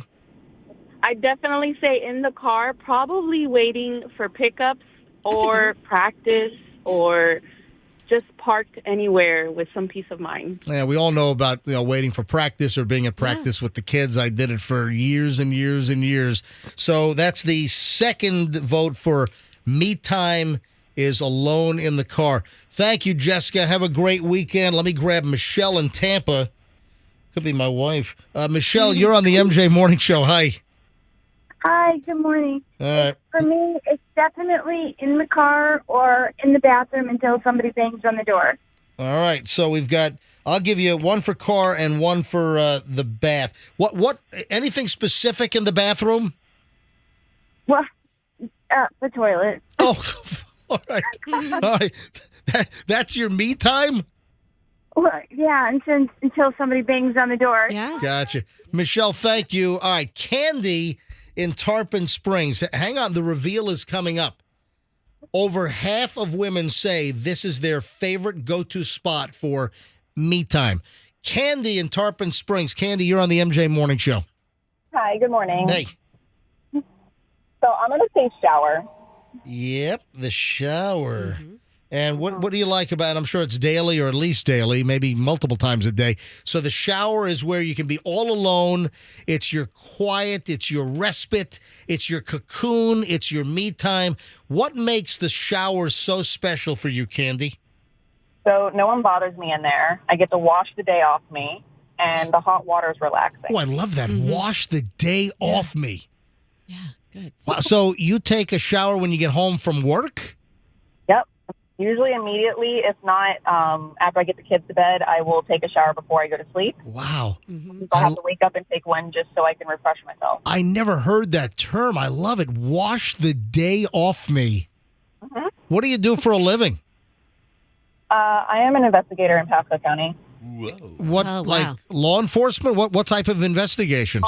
No, I do child protection. Oh, gotcha. All right. Well, I'm sure there are many times where you need to wash the day off you. That's some tough work, Thanks Candy. for what you do. Thank you, Candy. Yeah. All right. Have a good day. The shower. I love that. Wash the day off. What do you think? Yeah. Yeah. That's it. All right. Jen is in Brandon. Jen, where is your me time? Where do you like to go? The car, but in the garage. Oh, make sure it's not running. Me too. I do that too. It's not running. Yeah. It's not running, and the door is either open or closed. It just depends. But they don't think to look it for me out there, so they think I'm like I went somewhere, and I get the most peace there. The bathroom doesn't work because they're beating on the door if I'm in the tub. All right. So this is interesting because Roxanne has a habit of like splurging on like fast food, and you'll drive home and sit in your garage and eat fast food out of a bag. And that's, seriously, that's one of Roxanne's little me time spots. It's a guilty pleasure. Yeah. No doubt about it. All right. Thank you. I got to add that. Okay. Yeah, go, Mix in a meal. Yeah, stop for an Arby's on the way home, all right? A meal that you just... I do work in there. I do it all. We'll get a really greasy fast food item that you don't want to eat in front of other people and just devour in the car. Jen, I deserve that. Jen, I'm gonna how, do it. Jen, how long do you stay in the garage? I mean, I've been in there for an hour and a half, and they come out and they don't Mm-hmm. see me, and it's dark in there sometimes, and they're just like, they go in there and they don't see me. They walk around, they go back out. Wow. And I'm just really. All right, Jen, thank you. Okay, thanks. Have a great weekend. Let me grab. Phones are on fire here. Carmen in Ruskin. Carmen, you're on the MJ Morning Show. Where is your top spot for me time? My shower. All right, that's 2 for shower. We have 2 for bath. You know, shower and bath are probably you can combine those. Carmen, thank you very much. Only place. Yep, I got you. Just mark you down.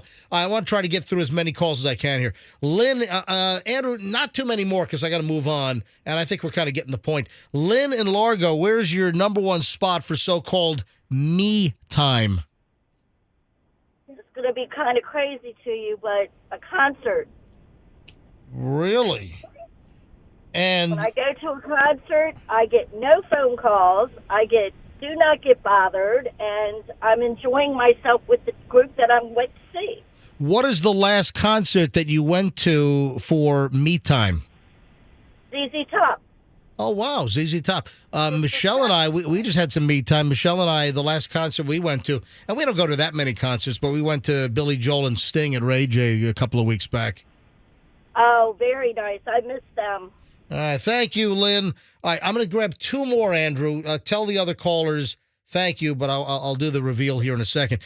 Patty in Lakeland. Patty, you're on the MJ Morning Show. Hi. Hi. Where's your me time? In the garage.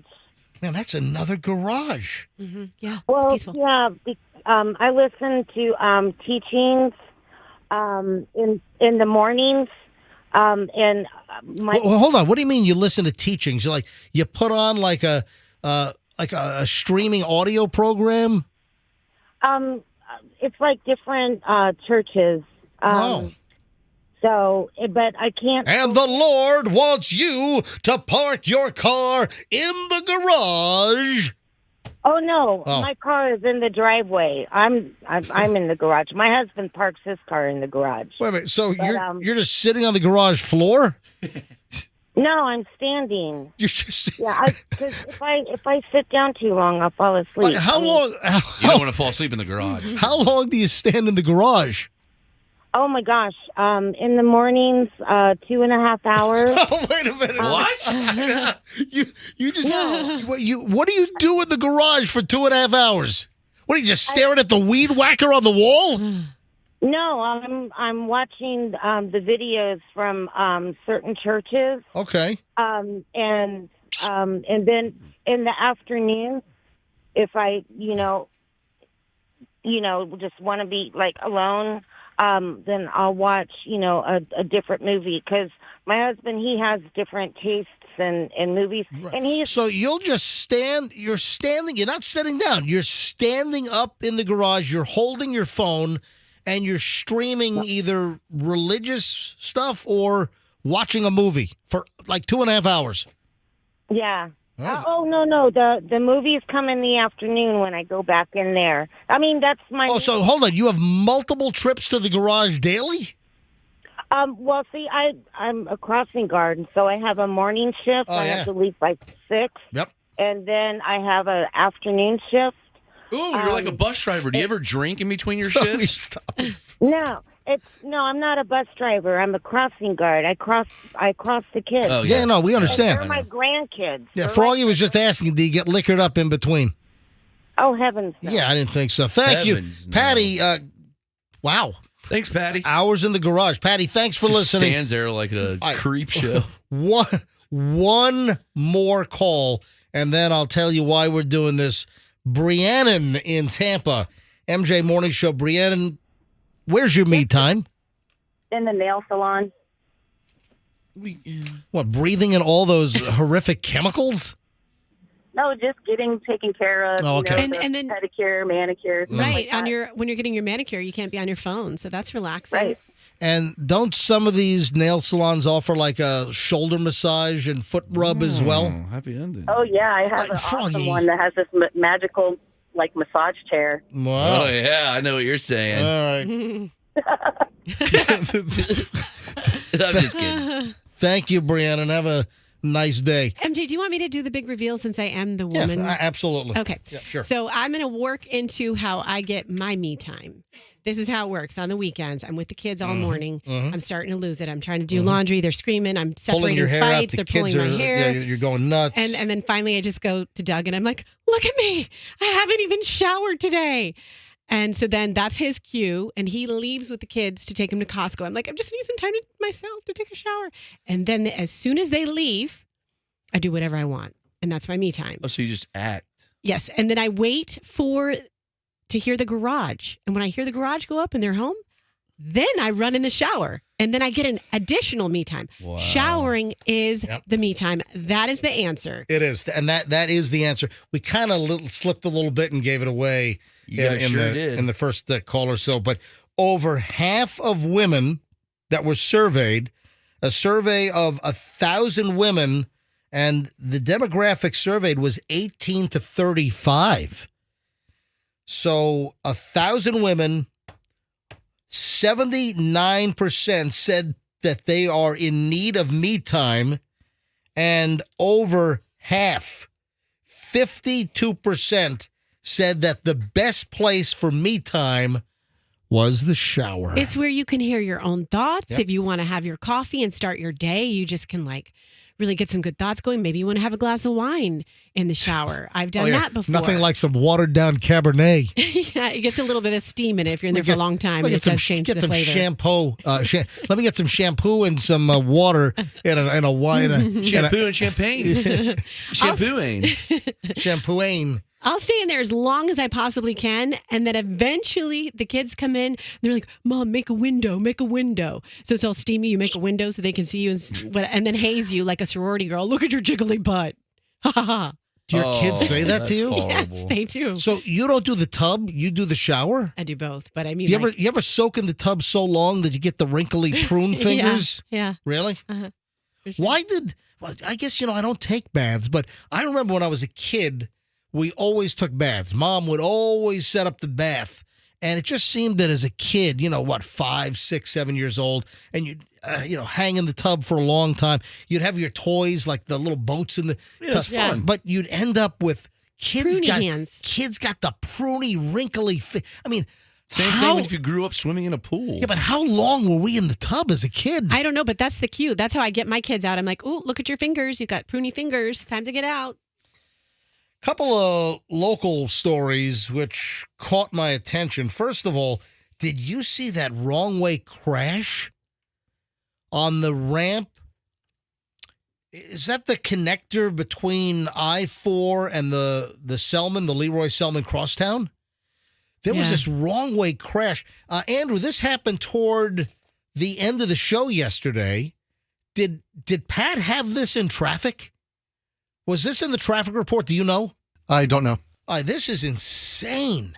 The picture, this looks like a pickup truck that it just severed in half. I mean, just totally split in half. The thing burst into flames.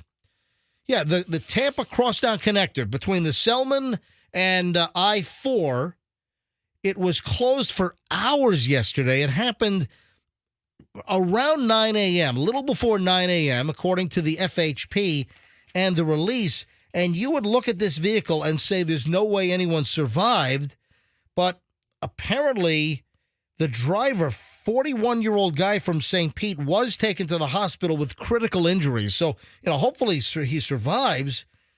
According to the FHP, a Dodge pickup truck was heading north when the driver pulled a U-turn and started driving the wrong way in the southbound lanes, collided with the wall. The truck split in half. The back half of the truck ended up in a different lane on the other side of the barrier. This is insane. This is crazy.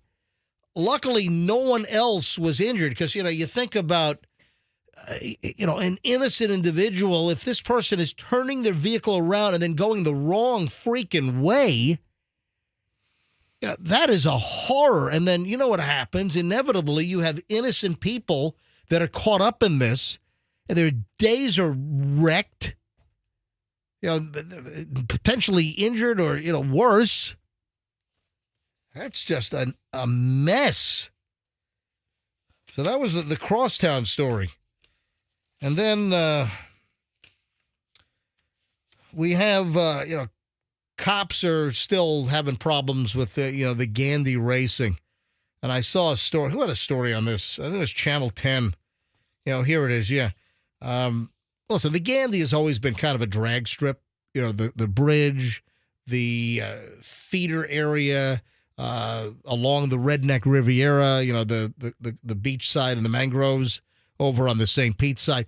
I mean, as far back as I can remember. Yeah, I remember, moving here in 1994 into South Tampa, and on like a Friday or Saturday night, you would hear, off in the background, on the South Tampa Peninsula, you'd hear,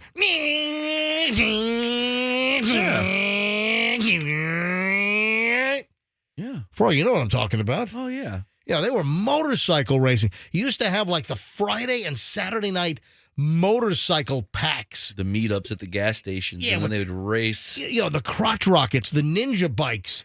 And they would just scream like full throttle. And you'd have like 150 of these things going, and it would just reverberate in the air like Friday and Saturday nights in South Tampa. I don't know if I hear it as much, but the cops are, and this is interesting. Police are saying that the Gandy flyovers are contributing. Because, you think about it, the Gandy Boulevard flyover on the Tampa side that feeds right onto the Gandy Bridge now, there's no place for enforcement up there. Right. Because it's tight, and it's like I think people think they can speed up there, and there's just going to be no cops. So what they probably need to do, I don't know if they're doing it, is, get the chopper in the air and, try to, calculate speed, with the chopper and, maybe try to enforce it, that way. Oh, and listen to this. And I know we probably have a lot of ATM repairmen that are listening to the show right now. I think we're rated number one with ATM repair guys. What is something, if I told you I have a story about ATM repair guys, just kind of think, where could this be headed? And this is kind of a warning. A warning involving ATM repair guys. People who are trying to break into them. You're on the right track. And this is at Gainesville.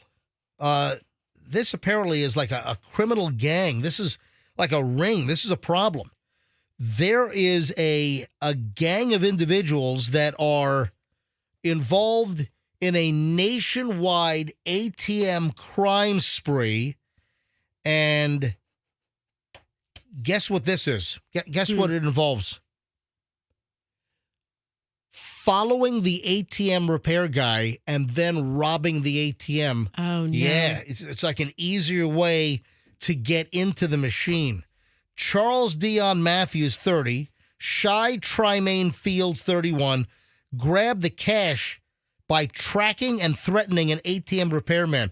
This one happened in Tallahassee while he was fixing a machine, broad daylight, and the cops are saying this is a new technique. They're following, do they know where the ATM repair guys get dispatched from? And then they're following the ATM repair. I got to believe that ATM repair guys must have been briefed on this.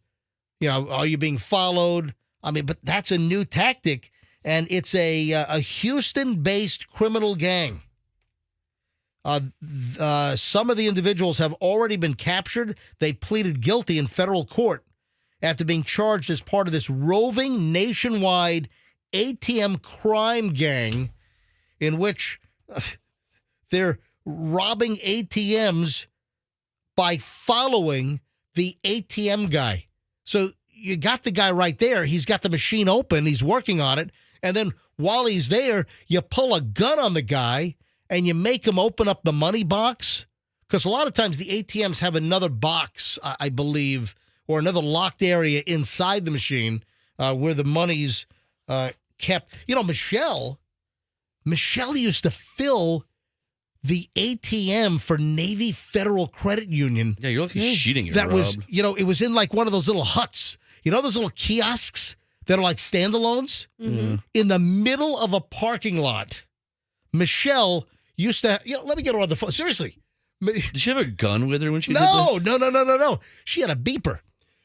This is back, seriously. Michelle used to work for Navy Federal Credit Union in Virginia Beach, and they had at Laskin Road and First Colonial, there was a shopping center called Hilltop, and I think it's still there. But, I know the shopping center's still there, but I think that the Navy Federal it's like just a little building, like a little tiny, like a hut, like smaller than an old photomat, Yeah.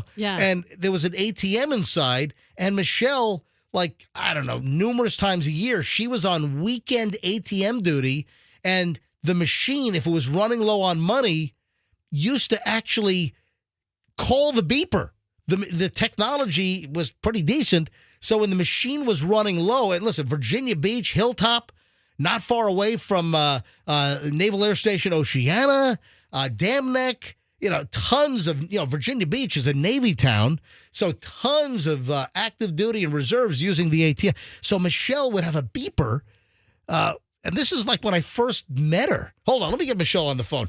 But I remember she would load like $100,000 into them. I mean, a huge amount of money. Safe. But I believe she was met there. Hold on a minute. Let me see if I can get her on the phone. Hold on.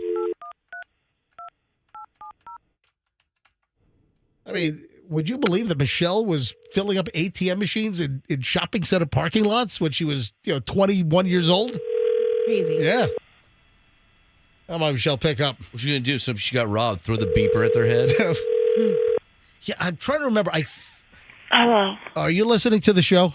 Yes, but I don't remember anything about the ATM. Oh, yes, you do. It's all top secret.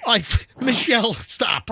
What? You don't forget a thing. You are put money in a machine. You are the quintessential dig something up from 30 years ago, and you're angry that I don't remember what you were wearing on your birthday in 1991. Facts I remember. Yeah, control. Met my partner there. Put all the deposits in a bag. Hold on. Stop. All right, so hold on. Start from the beginning. So we're talking about, if you're listening, if you call up the reason why I'm calling you. Yeah, why? Gangs are following ATM repair guys. This is a this is a nationwide deal where somehow they can follow the ATM repair dude to an ATM, and then they're robbing the ATM while the ATM guy is there with the machine open while he's working on it. Yeah. And I just mentioned to our listeners that, Michelle, you used to work for Navy Federal Credit Union. How often were you on weekend? You have the beeper to fill up the ATM when it ran out of cash duty. How often did that happen? Probably like once every 8 weeks. All right, so once every couple of months, you were in the rotation. So you had the beeper, and when the machine was running low on money, it used to set off your beeper. Yeah. And then I remember you telling me that how much money? It was like an enormous amount. It was like, that much money is in that ATM? How much was it? Maybe, I feel like it was maybe like $200,000. I don't know. Something like that. And you have like a couple bricks of 20s and a couple bricks of 50s, I think. You ever skim it, feel? No shit. You just load it up. Yeah, that's right. We'd already been there and met the was it Wells Fargo guy, to leave the money there. All right, so explain to me, and I was trying to tell Froggy, but I wanted to get you on the phone, that you didn't just drive there yourself. Did you meet the... I drove there myself. Yeah, but you drove, and did you only do the Navy Federal machine at Hilltop in Virginia Beach, or did you do other ATMs? Well, we had the ATM at the branch. Okay, ATM at the branch, and then that was our designated responsibility, the one at Hilltop. Right. All right. So Hilltop, what happened? Who met you out there with the cash? So you didn't actually have. No, you meet the armored car out there, the truck out there, like the Friday before or the Thursday before, whatever it was, and you put the money, like, I forget what, there was somewhere to put the money. And then that way when the machine ran out of money over the weekend, then you would just meet your partner out there and you would load it up again. All right, that's crazy. So you would meet the Wells Fargo or the Brinks armored car, then the money would go in a lockbox, but then you would get alerted and you'd have to load that money into the machine. And you guys were out there just like you and a partner with no protection, no gun, nothing, and you got a machine open with $100,000 or more? Pretty much. That's a smart thing to do. Hold on. They kids. And what year was that? What years? 1990. It was a good year. They still can't be doing that. No, but you know, when you're talking about the repairman, we used to also have to sit there with the repairman. So if the machine was broken down, you can't just let the repairman go by himself. So what are you going to do? We would have to dispatch two people for dual control. I need dual control. and again, this wasn't like the ATM that's built into the wall of the bank. This was like the one we're talking about. This is like a standalone ATM in a little like hut in the middle of a busy parking lot at a shopping center. There are two of them there, I think. Did anything ever happen, or did everything go smoothly? Everything always went smoothly when I was in control. All right, so they never complained about a giant brick of 20s that went missing? No, never. No, you just give them a couple 20s. Michelle. And then didn't you hold like the record for military payday transactions? Most transactions. Hold on. I stepped on you. Say it again. Military payday weekend, most transactions ever on a Friday. Michelle held the record at the Lynn Haven Parkway branch of Navy Federal Credit Union. Wow, you would have been a great dealer. I'm a 10-key queen. What'd you say? I'm a 10-key queen. A 10-key queen. Yeah, you know what that is? Yes, the calculator thing, right? Yeah, all right. All right, sweet. Are you looking forward to our road trip to Lakeland and Plant City today? I am. Yeah, we're heading out. Michelle, is Chloe going with us or no? She is. She's excited. Well, hold on. Doesn't she need to study for the LSAT? She does. But you know what? Once I said Fred's. Yeah. You had her at Fred's. Yeah, so. What's Fred's? Well, barbecue. Dude. That's right. No, it's not the barbecue. It's the shoe collar. It's the market. It's the market, buffet. I'm sorry. The buffet. Buffet barbecue. Froggy, you know what I mean. Where were you? We've talked about this earlier today. You were talking about the shoe what cobbler. it is? What? It's the fried chicken. Yeah, it is. It's just calling our name. It is. So we're heading to Lakeland because Michelle has 2 giant boxes of shoes and boots. I do. I'm finally going to meet Jim McFarland from McFarland Shoe Repair. He's America's cobbler, has 650,000 followers on Instagram. I heard Froggy earlier say, what, there's nobody locally? Okay, first of all, Lakeland's local. But second of all, there used to be a really great cobbler. In Hyde Park. 20 years ago. Yep. His name was Ken, and he retired like 19 years ago. Yeah, he was in Hyde Park. Yeah. He sold his stuff, retired. So I haven't found anybody in town that actually does what this guy does. So I took cobbling. I'll fix them. I mean, this guy can take shoes apart and then put them back together. Yeah, if you look at it's America's Cobbler. Can you put spurs on my Sperry's? On Instagram, and you look at the work. You look at the amazing work this guy does. It's crazy. Listen, he has 650,000 Instagram followers. I'm trying to get to 16,000. I feel like a total jackwagon over here. I don't know how I never heard of him before, but I'm excited because I do. I have 2 huge boxes of shoes we're taking out, so he can just refurbish them all for me. Yeah, get ready, Jim. MJ, take your New Balances and get some shoe lifts put on those things. Shut up. I'm just saying. This might be the time. All right. I don't know if he has enough cobble. All right, goodbye, Michelle. Bye. I'll be home in... also, there's a Fred's in Lakeland. Yeah, there's also one off 301 in Tampa. But we like the original, Plant City one. That's it. Just to me, that's Fred's is the original Plant City Fred's market, and that's so we got to figure out. Are we going to go to Fred's and gorge on the fried chicken before going to America's Cobbler, Jim McFarland, or are we going to do it on the way back? But just a warning, heads up. Plant City and Lakeland, We're coming at you. We're coming your way. We're coming at you later today. All right, I have some internal stuff here on Q105. You ready for some behind-the-scenes talk? You know what's amazing?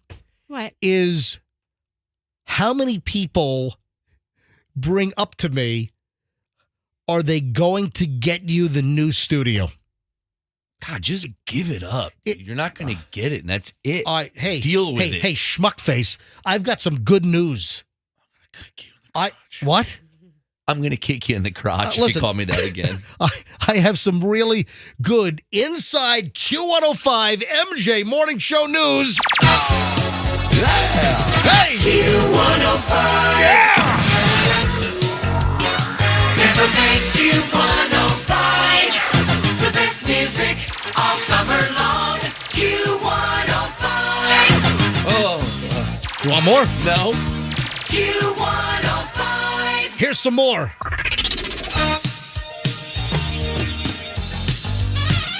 Q105. Froggy, you want some more? Yeah. Hey, Hal Herman here with you. Got a great live up. Hey, Hal, you talked all over the thing. Q105. Oh, that one's classic. How about this one? Q105. You like that one? That was creepy. How about this one? Hit radio. Q105. Q105. I got two more. Q105. Cleveland Wheeler with it. Sorry. Hey, good morning. The best music. Q105. Hey, Humpy, it's Scott Shannon. All right, so here we go. A little behind the scenes. What? Tell us. We're getting the new studio. I got word yesterday that it is, and then what? And listen to this. Then once they said, this is about a week ago that I heard that everything was in the works, but they wanted to give us a cheaper, like low budget control console. You know, the control board in front of me with all the faders and sliders and all the buttons to control all the audio and the mics. They wanted to go with like the cheapest model. And this was after they've been telling me for 3 years that we're going to get the top of the line model. And I was like freaking out. Wait a minute. And they like weren't going to tell me this. And then suddenly, oh yeah, everything's been ordered. No, you're not getting that. I'm like, what? So I went to corporate. I had a meeting with, I called a meeting with Ron, the general manager, Rick, our program director, Justin Chase, who's the corporate PD, happened to be in town this past week, and then Brian Beasley, one of the Beasleys, one of the family members. Whoa. And I'm like, guys, I want the upgraded, high-quality, top-of-the-line control panel. I'm trying to build a nice studio so it looks great on MJTV. I mean, this place hasn't been refurbed in 20 freaking years. We're working in a broadcast dumpster fire. And I'm sure they love this. Then they said you're fired. Yeah, no, for real. Then I got word yesterday that my impassioned plea. Oh, and get a load of this. Originally, there was no budget for new studio furniture. Rox, did you know this? You told me that. That's crazy. They wanted to use the old crappy furniture that's 20 years old and just like retrofit it and like put a piece of plywood down to fill up the hole. That's fine. It would have looked like, it would look even worse. No, it would be like, great. it would be a dumpster ass with just some new equipment just placed on top. Yeah. Right? Dumpster ass. All right, listen to this, folks. I am excited. By Q3, we should have a new studio by the third quarter, so later this year, and I'm trying to make it aesthetically pleasing. I'm trying to make things look great for you, the listener, on MJTV. I mean, look at us on MJTV. Now, granted, I think our content is top-notch. You know, pound for pound, I don't think anyone does a more solid, consistent radio show on a daily basis than we, the MJ Morning Show, here in the Tampa Bay market. And I'm just trying to put on the best product. Yes. And that includes the video product because we stream every day. And if you look at our cameras, you look at our positions when we're on camera here in the studio, this place, it looks like a crap hole. It looks like it's kind of dumpy. It does. It's not aesthetically pleasing. It's awful. I was at my kid's baseball game at a pretty crappy park, Right. all the way out in like Land O'Lakes. Yeah. And I went to the bathroom, And that's nicer. dude. I was like, this would make a killer studio. Seriously, it was better Now, and smelled better. probably stains on the wall. No, and all kinds. flung poop all over the Yeah, place. it was still awesome. All right, so here's the deal. And I freaked out over, first of all, them trying to cheap out and getting the low budget entry level control board. So now I've been told we're getting the top of the line LXE, baby. What? It's the LXE. I don't know what that is. That's the model number. LX. We're getting the top of the line Wheatstone LXE, but we're getting new furniture. Then they didn't want to do new wall coverings are not. We've got cigarette stained, horrific wall coverings, and it's just awful. So we're gonna be able to tear the whole thing, and we're actually moving to a better room. So the Q105 studio now is just a tiny little shoebox. You want to know how that gerbil felt in the Richard Gere story? That's like where we are right now, okay? He had a little more space. I think there was We more, are cramped in here. I think there was more space in that story. It's hard to turn around. So we're moving down the hall, and we're getting a much bigger room, and we're getting new furniture, all new wall coverings. What? We're moving? We're moving. We're moving on up. I So- get to pick my spot first. No, I said that yesterday. What? I said it first. You and Fester were both here, and I said, ladies first, I need to go in there and pick my spot. So I'm going to be on the control island. This is an outrage. So I'm going to have like a control pod, and then you guys are going to be not connected to me per se. You guys are going to be a little further down the room on like an orb, like a floating orb in the middle of the room, and there are going to be 4 positions. So what now, like little kids, you're going to be fighting over like who gets a seat in the car that you want? I want my seat to have it be a throne, like Charlemagne the God.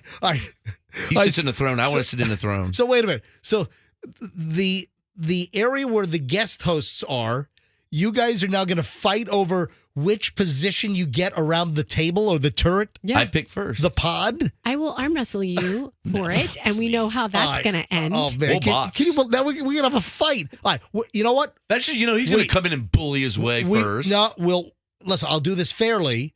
Fairly is Roxanne is going to go pick her spot. Boxing tournament. No, I think we ought to do like a drawing or a raffle. No, it doesn't work like that. Why? Hold on. Why should you get to pick the spot in the new studio first, where you that sit? is polite, and because I spend the most time in here. Ladies first. But we've been on the show longer. It's not fair. I've been in this building longer. Oh, wait, doesn't matter. Wait, does it? All right, so folks, good news. We are getting a new studio. They promised me that it is happening. Apparently, everything is being set in motion. It's going to look great on MJTV. And that's one of my goals is to, listen, you've got like shut-ins that have a podcast in their mother's house, in their basement. They're 40 years old, and they have a better-looking setup than we have. No, I'm serious. And they're raking in more cash. Yeah, probably so. All right, now. And what's the timeline on this as well? I said Q3. So it should be about a year and a half. No, it should be by, I'm hoping like September, mid-September, late September, that we are in the new studio, and it's going to look fantastic. So you're going to have a much better MJ TV, MJ viewing experience. So I'm very excited. All right, now, me too. I know that there are diehard sports fans, but are you such a diehard sports fan that you will have to have body parts amputated? Have you heard this? What? What did I just say? You said it. You're so. Repeat what I just said. You're such a diehard sports fan that you will have to have private body parts amputated. I didn't say private, just body parts. I didn't say Either way. I didn't say like a wang cut off. All right. No, this is insane. Yes, sports and amputations, this is crazy. And one of the biggest events of the year. This is all related. I'll explain it. Oh, I got a great Weekend at Bernie's type story. Oh, I love this. I just watched that movie. Oh, man. Speaking of the bank and money, there is a Weekend at Bernie's type bank drive-through story that you've got to hear. We'll get to that next. Anyway, I'm looking at my pile. We have a lot. We're going to have a long loaded segment next. Don't move. We're back in minutes and this brings to an end an hour and 20 minutes of nonstop MJ. Actually, more. Spread the word. MJ Morning Show every morning here on 104.7. This, of course, is Q105.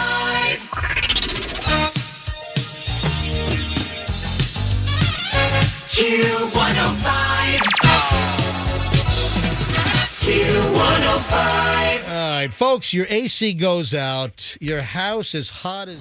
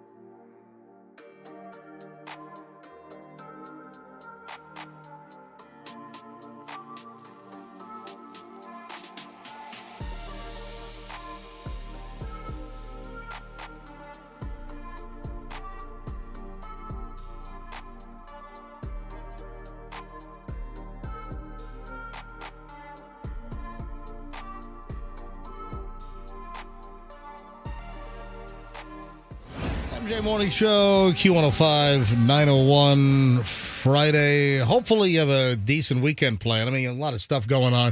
Got the St. Pete Grand Prix. Apparently a guy was getting an early start, Froggy.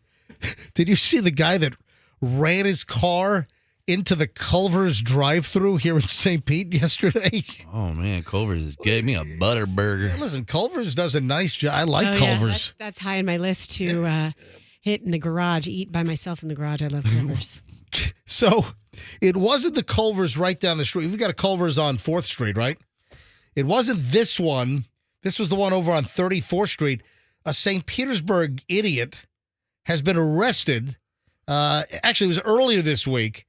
And he intentionally rammed his car in the Culver's drive-thru and even hit a victim. St. Pete police responded to Culver's. This is the one on 34th Street North. The police report says that Sean Michael Drake, 37, intentionally rear-ended a vehicle multiple times. Are you kidding me?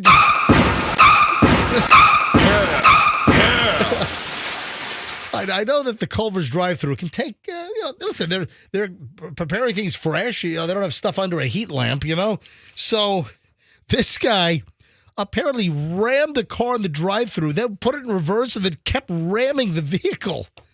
What the hell gets you so angry that you're turning the Culver's drive-thru into a demolition derby? Dude, people get fired up in drive-thrus. They're hungry. I know. Yeah, the affidavit from the St. Pete Police Department says that Drake was angry because the car ahead of him did something he didn't like. So he was frustrated with the car that was right in front. Yeah. He started yelling at a woman and her boyfriend. So something happened. And this precipitated the altercation where he takes his car and starts ramming the car in front of him. Would ram it, put it in reverse, ram it again. I mean, he was trying to plow in the rear end here. Oh. The boyfriend, hurts. listen, the boyfriend then gets out of the car, walks over to Drake's car. Oh, no. Which, by the way, Drake was in town recently. He was spotted at Donatello. Yo, what up? It wasn't me. Also, I think he was at Burns as well a couple of weeks back. With a U? What? Burns with a U? No, with an E. Oh, I thought you were saying with a U. Was he at the Burns with a U, MJ? No, I go to Burns with a U. All the food's burnt. B-U-R-N-S? Yeah, my favorite. So the boyfriend gets out of the vehicle that's getting rammed by this maniac Drake, and the suspect then hit the boyfriend. He then accelerated and ran the front of his vehicle into the boyfriend. Oh. The boyfriend got struck, thrown onto the hood of the car, and then the guy drags him across the parking lot. This. Jeez. Hold on, what are you laughing at? Just It's the visual. nervous. What do you have, a nervous laugh? The visual.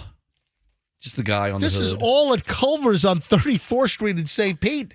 So then the victim, the boyfriend, they're already getting rear-ended.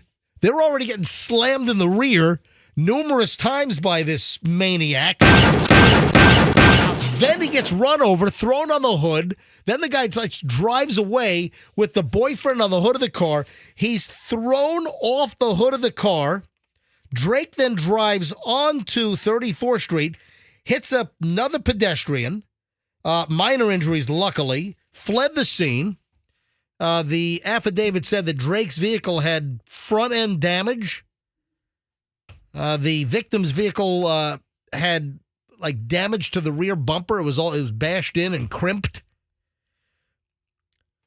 They had a license plate number, so cops arrive at Drake's house to arrest him, and then he freezes up and starts to resist. So they said he tensed up and he's yelling, "No, no," and then tries to run from the St. Pete police. Jeez. This could make a great body cam video. Then he was tased. Oh, we got to get the body cam on this. Oh, it'll be on YouTube in a day. Then the St. Pete police, they tase him. He was trying to hide his hands underneath his body to prevent the handcuffs from being slapped on. This guy is Then he wouldn't take a breathalyzer test. The cops in St. Pete noticed that he had bloodshot, watery eyes. Uh-oh. Is that part of, his behavior? He's all liquored up? He's something. This dude's in trouble. Aggravated battery with a deadly weapon, resisting arrest. And according to the St. Pete police arrest affidavit, they do believe that this was an ARI. Oh, yeah. They do believe this was an alcohol-related incident. Plus, there has to be other stuff. I mean, wow, that's insane. What? I'm telling you, the Tampa Bay area is getting nuts. You got the wrong way maniac yesterday on the Leroy Selman I-4 connector who's driving the right way and then decides to do a U-turn and go the other way, wrong way, and gets his vehicle cut in half. It explodes. I mean, just insanity. All right, this is crazy as well. What was the teaser that intrigued you guys just before the break? The getting your arms amputated. I didn't say arms, but I just pictured it. So, yeah. Are you that much of a sports fan that you'll endanger yourself and risk amputation? This is pretty crazy. I said it was a huge event. What do you think I'm talking about? I don't know. Some Chiefs party or something. Yes. The Super Bowl. Can I say something? Yes. I am so tired of the Kelsey brothers. I wish they would. Honestly, what? I wish they big boppered. What? Oh, come on, dude! I'm tired That's of them. Terrible. I'm tired of them and the way the one guy, the guy's a center, and they're covered it on the Today Show that he's retiring. Who gives a turkey? The guy's a center. Who cares about him? So one's dating Taylor Swift. Who cares? I can't take it. By the way, nice Big Bopper reference. Nice February 3rd, 1959 crash reference. Oh, did I say Big Bopper? You did. You said you wish they'd Big Bopper. I thought Big Bopper was the only survivor. No, well, hold on. No, on that plane it was Buddy Holly, Richie Valens, and the Big Bopper. And the Big Bopper. Oh, yeah. We're going down. All right, Froggy, what's the matter with you? You're sick. I'm in a sick mood today. You are. You're a sick. All right, here's the deal. All right. So the question is, are you that much of a sports fan that you'll risk getting body parts amputated? Well, guess what? There are people that are going to have body parts amputated because of the frigid temperatures they endured at the Chiefs game. Are you serious? How cold was it? Yeah, during the NFL playoff. Dude, it was like minus 20. All right. You might as well climb Everest at that point. What are you doing?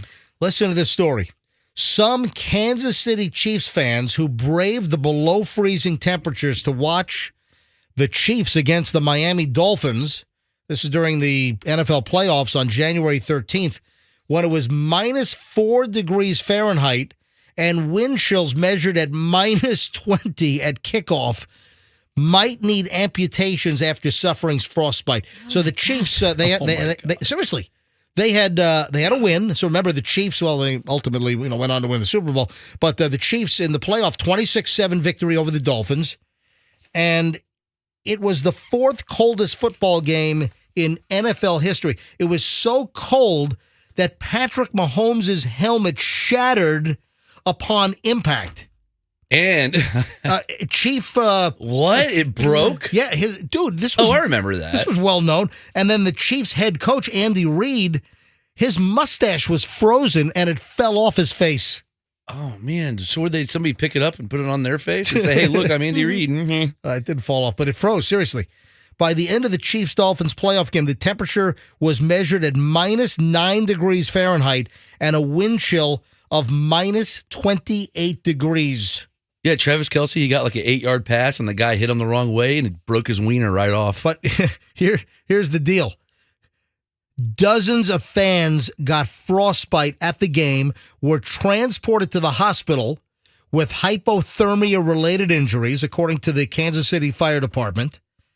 And now we're hearing that some patients are going to have amputations, that they've waited weeks and weeks and weeks, but some people have no feeling. The appendages, like fingers, are still... Are they turning black like mountain climbers' fingers? Seriously, some of the people have lost, like, fingers. They're saying that there are going to be finger and toe amputations. I follow this guy on YouTube who was a climber, and he follows the whole process of when he got frostbite in his forefingers. Oh, my gosh. And they turn completely black and hard. Oh, yeah. Ew. Oh, it's nasty. So among the frostbitten individuals, a guy took off his gloves for 5 minutes. Jeez. Because he erected a tent in the parking lot. Oh, that doesn't sound right, erecting a tent. Ouch. No erecting was going on that day. In the parking lot at Arrowhead, and he shared injuries of his hand, and he's got gnarled up fingers now. So there are going to be people, dozens got frostbite, and now we're finding out that the frostbite wounds have not healed on a number of fans, and they're now facing amputations. That's horrific. Have you guys ever been so cold that you thought one of your fingers was going to fall off? Now, listen, I've skied for 50 years almost, and I've been in some conditions where it's been really, really cold, and my toes have been frozen. Oh, yeah. But I never got to the point where it was frostbite. I've taken my ski boots off after some crazy, minus 10-degree ski days with crazy wind chill. I'll be sitting on chair 37 at Vail taking Skyline up, and you got the wind whipping, and you're this close to having that lift shut down for wind danger, and and it's just brisk and just freezing. I've had my toes just absolutely frozen, but I've never gotten close, I don't think, to actually, ending up with like nubs. I have Raynaud syndrome, and it's... what? Raynaud. I don't know how to say Oh, it you have, properly. hold on, you say it, you have what? Raynaud syndrome. I don't know what that is. How do you spell it? Raynaud. Renault? And... Like the crappy French car? Yes, well, kind of. All right. Not that so bad. it's kind of... I don't have a severe case of it, but when it does get cold, my fingers turn purple and I can't feel them, like even just a little bit cold. Even if it's cold, the air condition's on too low, and you have to like rub your fingers and get. Wasn't there a song, "I Can't circulation. Feel My Face When I'm With You"? Yeah, that's Is that- who was that, Froggy? I that was can't feel my DJ, face when I'm with you, right? Yeah. Diarrhea Dance Floor, I think. Did they have Renault syndrome as well? Possibly. MJ, can't these victims get together for a class action lawsuit against the Chiefs? Oh, that's the weekend. Yeah. That's a good question, Froggy. Thank you. You made the decision to sit in the stand. No one forced you. They should have stopped the game. So you think it was too cold, that it was an endangerment to human life and safety and limb? I'm saying. Actually, let the judge decide. It was a danger to limb. It was. Yeah, because you got people that are.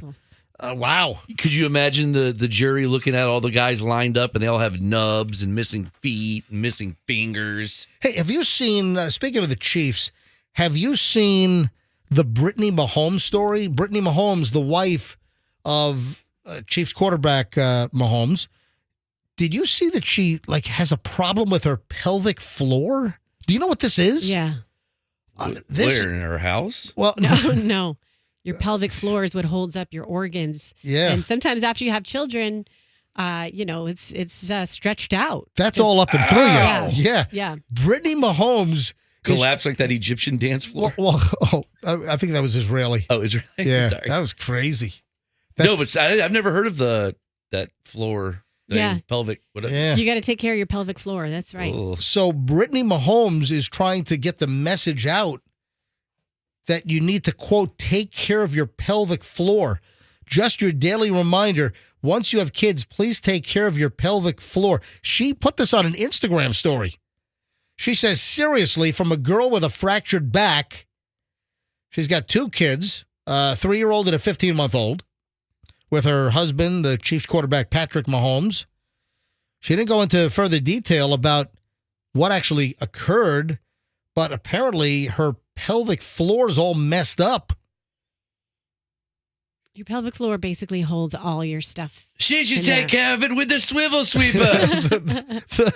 Don't let your pelvic floor be sore.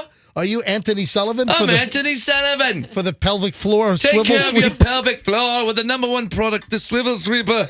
Swivel sweep your pelvis.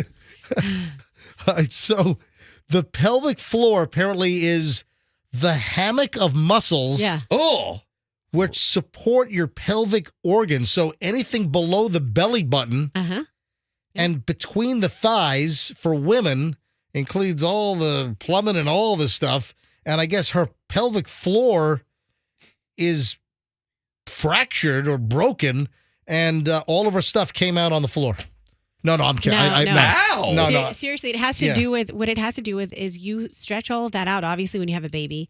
And a pelvic floor has to do with so much of you down there. It's your spine, your abdominal organs. Wow. Your, like, it all falls out. Yeah, when women pee their pants after they have babies, that's pelvic floor related.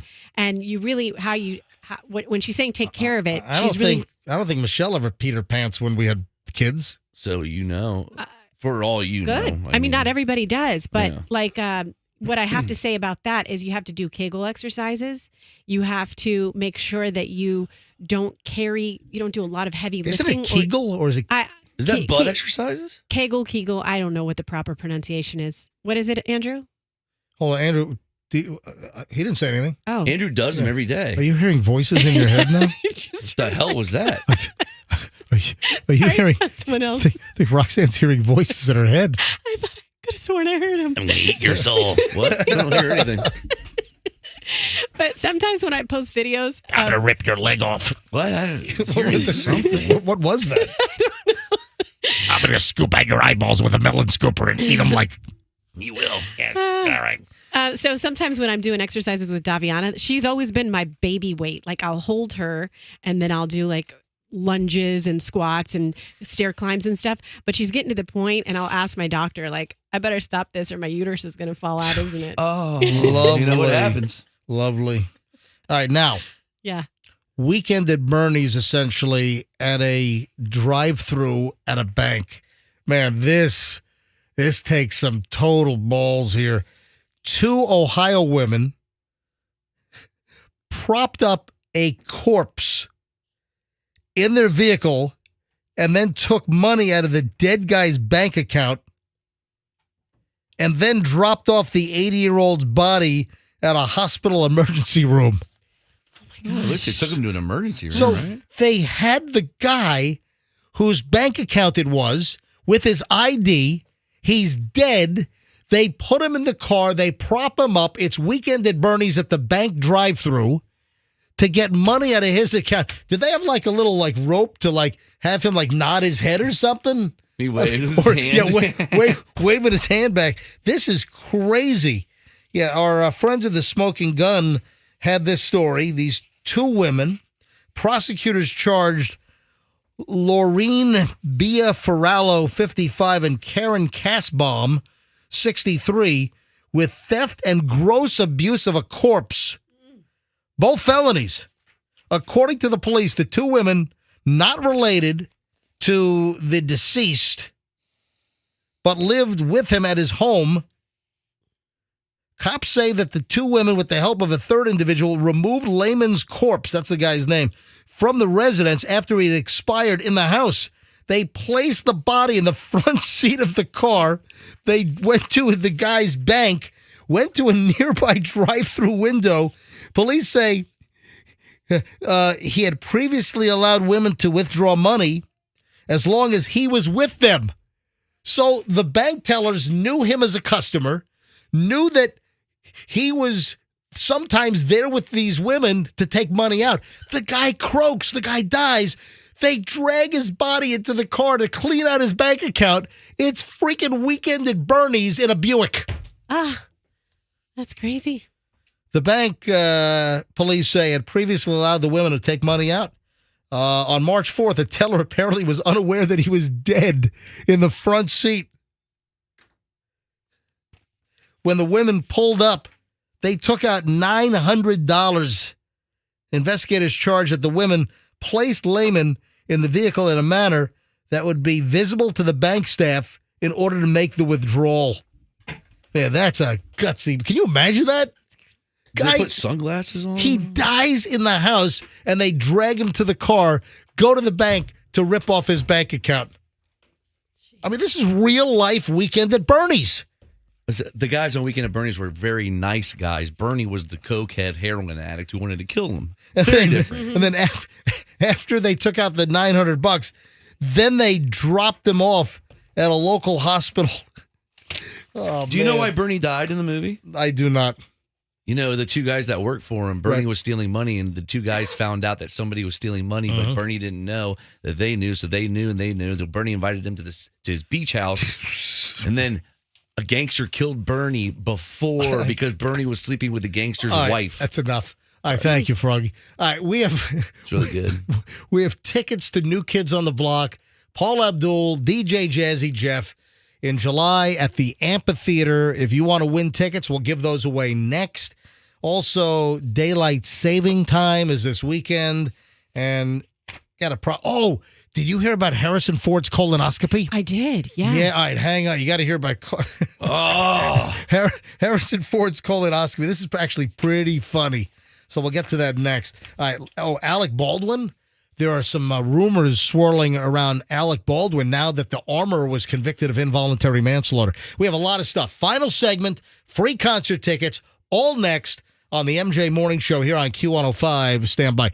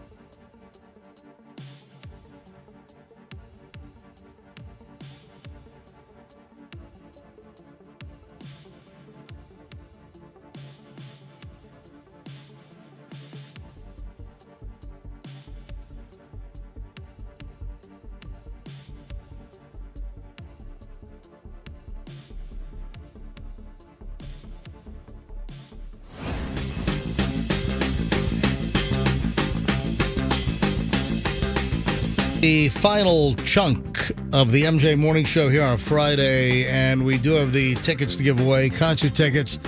New Kids on the Block with Paula Abdul and DJ Jazzy Jeff. The French Prince can't make it. Yeah, he's not available. Yeah. In fact, I better get his name out of my mouth, or he might slam me, might hit me there, Froggy. All right, so concert tickets on the way in just a bit here on the MJ Morning Show. All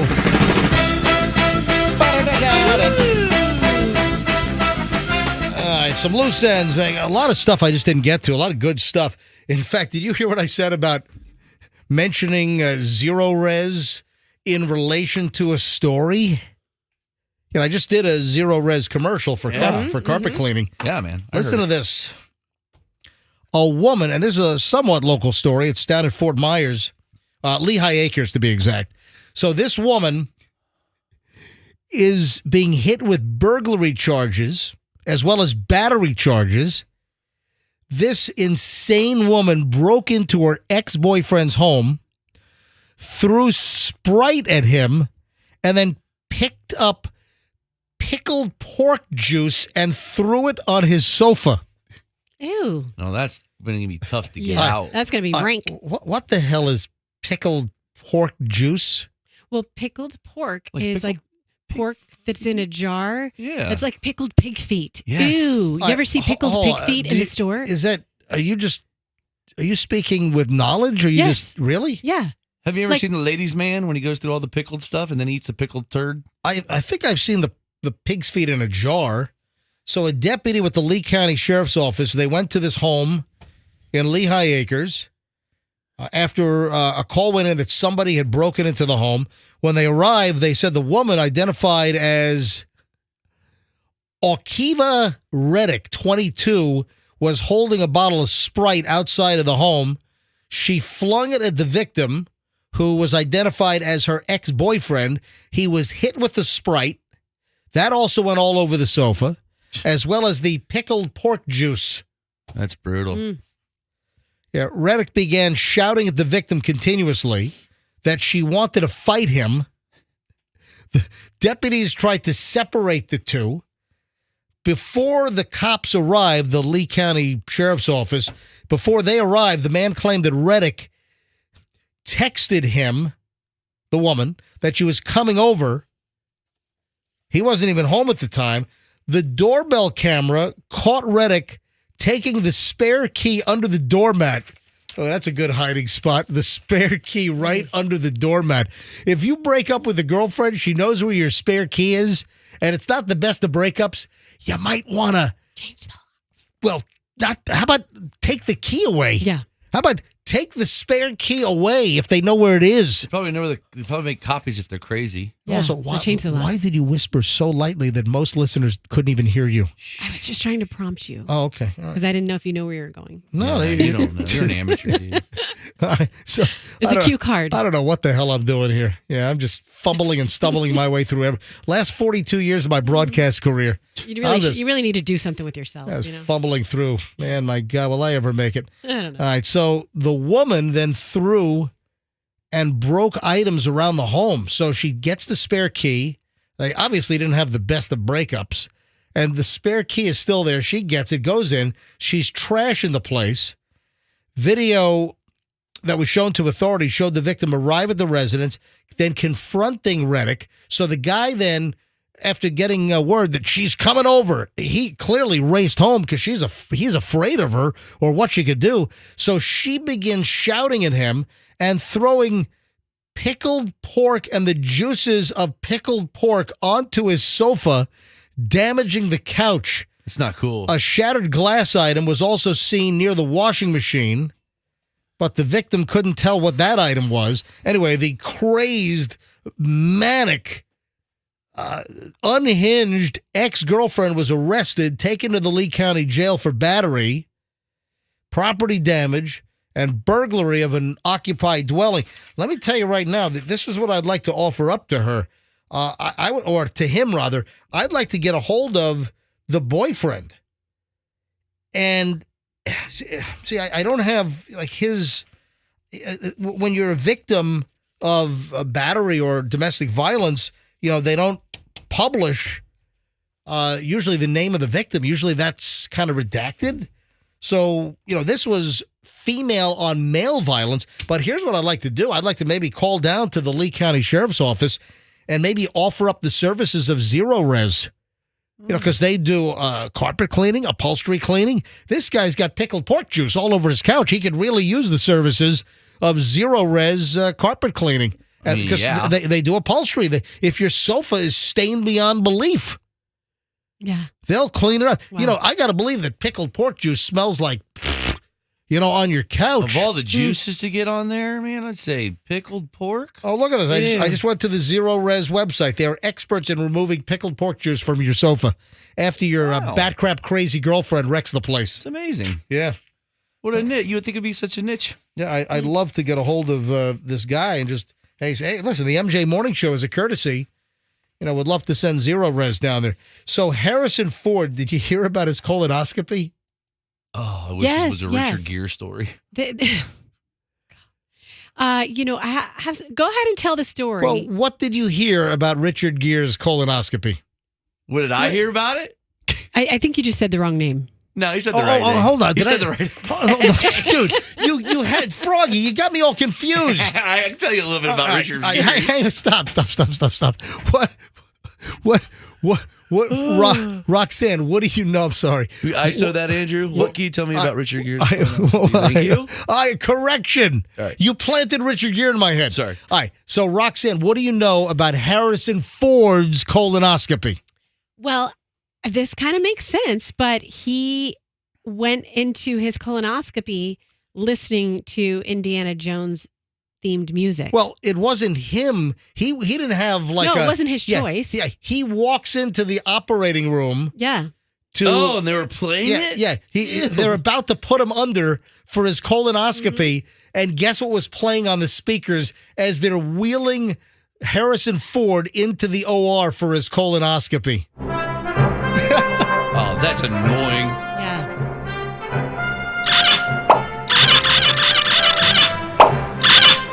Yeah, they're playing Raiders of the Lost Ark. They're playing the theme. Who was this? John Williams, right? Another great John Williams piece. I mean, just instantly recognizable. So Harrison Ford says, "Damn music follows me everywhere." Jeez. Yeah, I think that's an award show. Yeah, he goes up for some award show, and of course that was 2016. Which awards? It was. It was an AFI Lifetime Achievement Award for composer John Williams in 2016, and of course, they called Harrison Ford up. And they're playing this John Williams theme, and that's when Harrison Ford says, "Damn music follows me everywhere." Yeah. It's played every time I walk on a stage. Yeah. Every time I walk off a stage. Yeah. It's worse than that. It was playing in the operating room when I went in for my colonoscopy. Nice. They rolled a tiny boulder right in my butt. All right, so wait a minute. You're saying that was from 2016? Oh, yeah. He told the story recently again. So that's why he was being interviewed, and he just told the story again. So I guess he's been telling the colonoscopy story. Yeah, he's been telling it. It's one of my classics. Yeah. I interviewed him, and I walked in, and I was playing that music on my cell phone when I met him. No, you weren't. Did you really? I did interview him, but I didn't play that music. I wonder if that music was playing when didn't he like crash a helicopter and. Oh my gosh, yeah, that's right. I think he crashed a helicopter and isn't he like a menace of a pilot? Didn't he land on like the taxiway instead of the runway, like at an LA area airport or something? I'll land wherever I want. And while the music's playing. Play that song, I'll nose dive right into the ground. Important question about colonoscopies. Yeah. I don't believe Froggy has had one. My sister was diagnosed with stage 3 colorectal cancer in her 30s. Okay. So I had one already. MJ, I think you've had one. I've had 2 of them. I do remember, and I've had other surgeries. I've had a bunch of IVF surgeries. They never played music in my IVF surgeries, but when I went into my colonoscopy, they were playing loud hip-hop music. Oh, really? So is that like a colonoscopy thing that they... Was this it? Were they playing Here we go! Yeah! Roxanne's booty! Yeah! Roxanne's booty! Yeah! Give me that camera! Roxanne's booty! Give me that camera! Roxanne's booty! Put it in! Shove it up there! Put it in! Put it in! Put it in! Back it up! Back it in! They packed it up and packed it in for sure. They got some pics. Back that butt up. Whoa, yeah. Graphic pictures. Yeah. Yeah, so that must be a thing. It was when you're on those drugs and you're going out. Ooh. It's fun. Daylight saving time is Sunday morning. Don't forget. Well, your cell phone changes automatically, but if there's anything you got to manually adjust, like you got some clock stove or stove clock or whatever, the microwave. Yeah. So Sunday morning, 2 a.m., this is the time of year that we all hate, especially if you do morning radio. I love the fall because you get an extra hour when we fall back in November. But this weekend on Sunday, we go ahead an hour, so we lose an hour. And that's going to happen again when you go to bed Saturday night. It'll happen early Sunday morning at 2 a.m. We go an hour ahead, daylight saving time. And, I saw something else that daylight saving time, the spring forward, guess what else it springs? It springs a whole bunch of medical malpractice lawsuits. There is a claim, a new study showing another reason why we ought to abandon daylight saving time. There's no S. It's not daylight savings time. It's daylight saving time.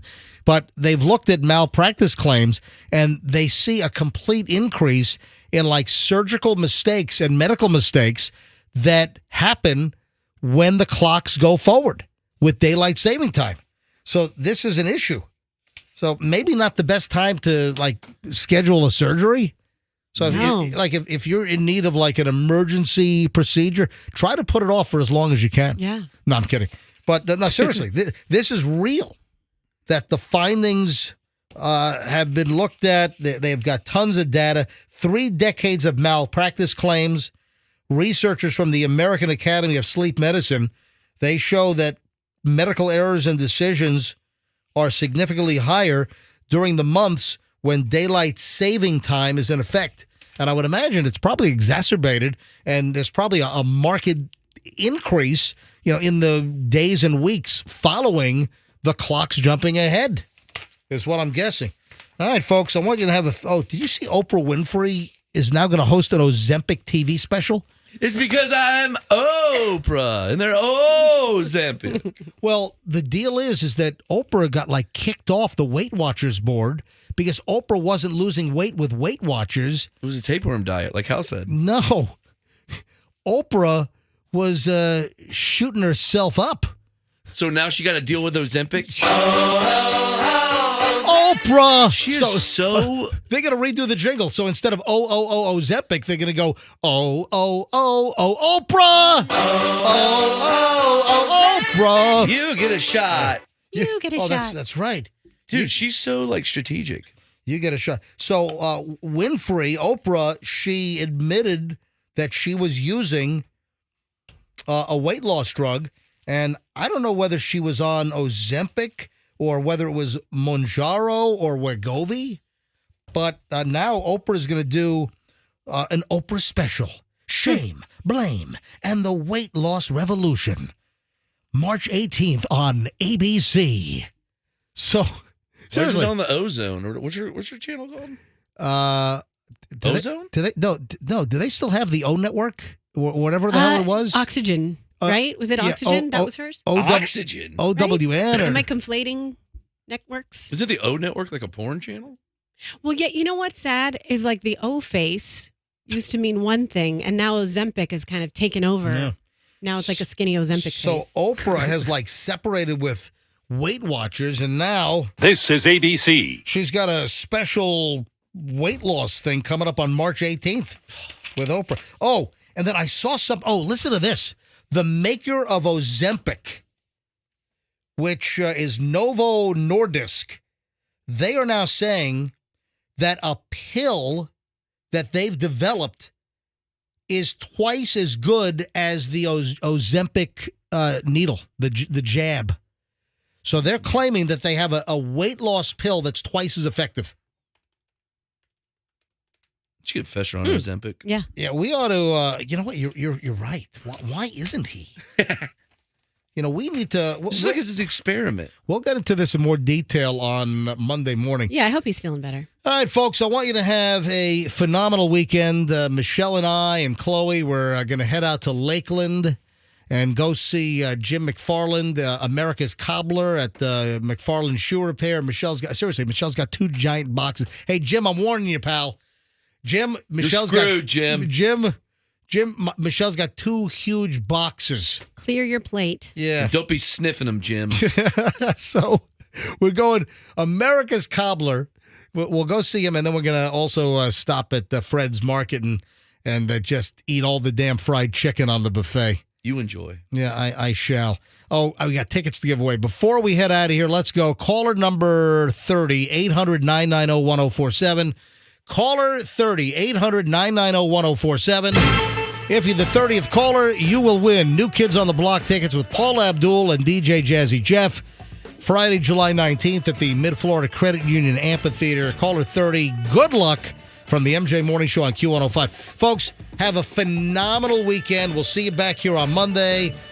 We might be a little drowsy since we're already losing a lot of sleep doing morning radio, and then we're going to lose our hour as we jump forward Sunday morning. See you Monday, MJ Morning Show on Q105, and let's be careful out there.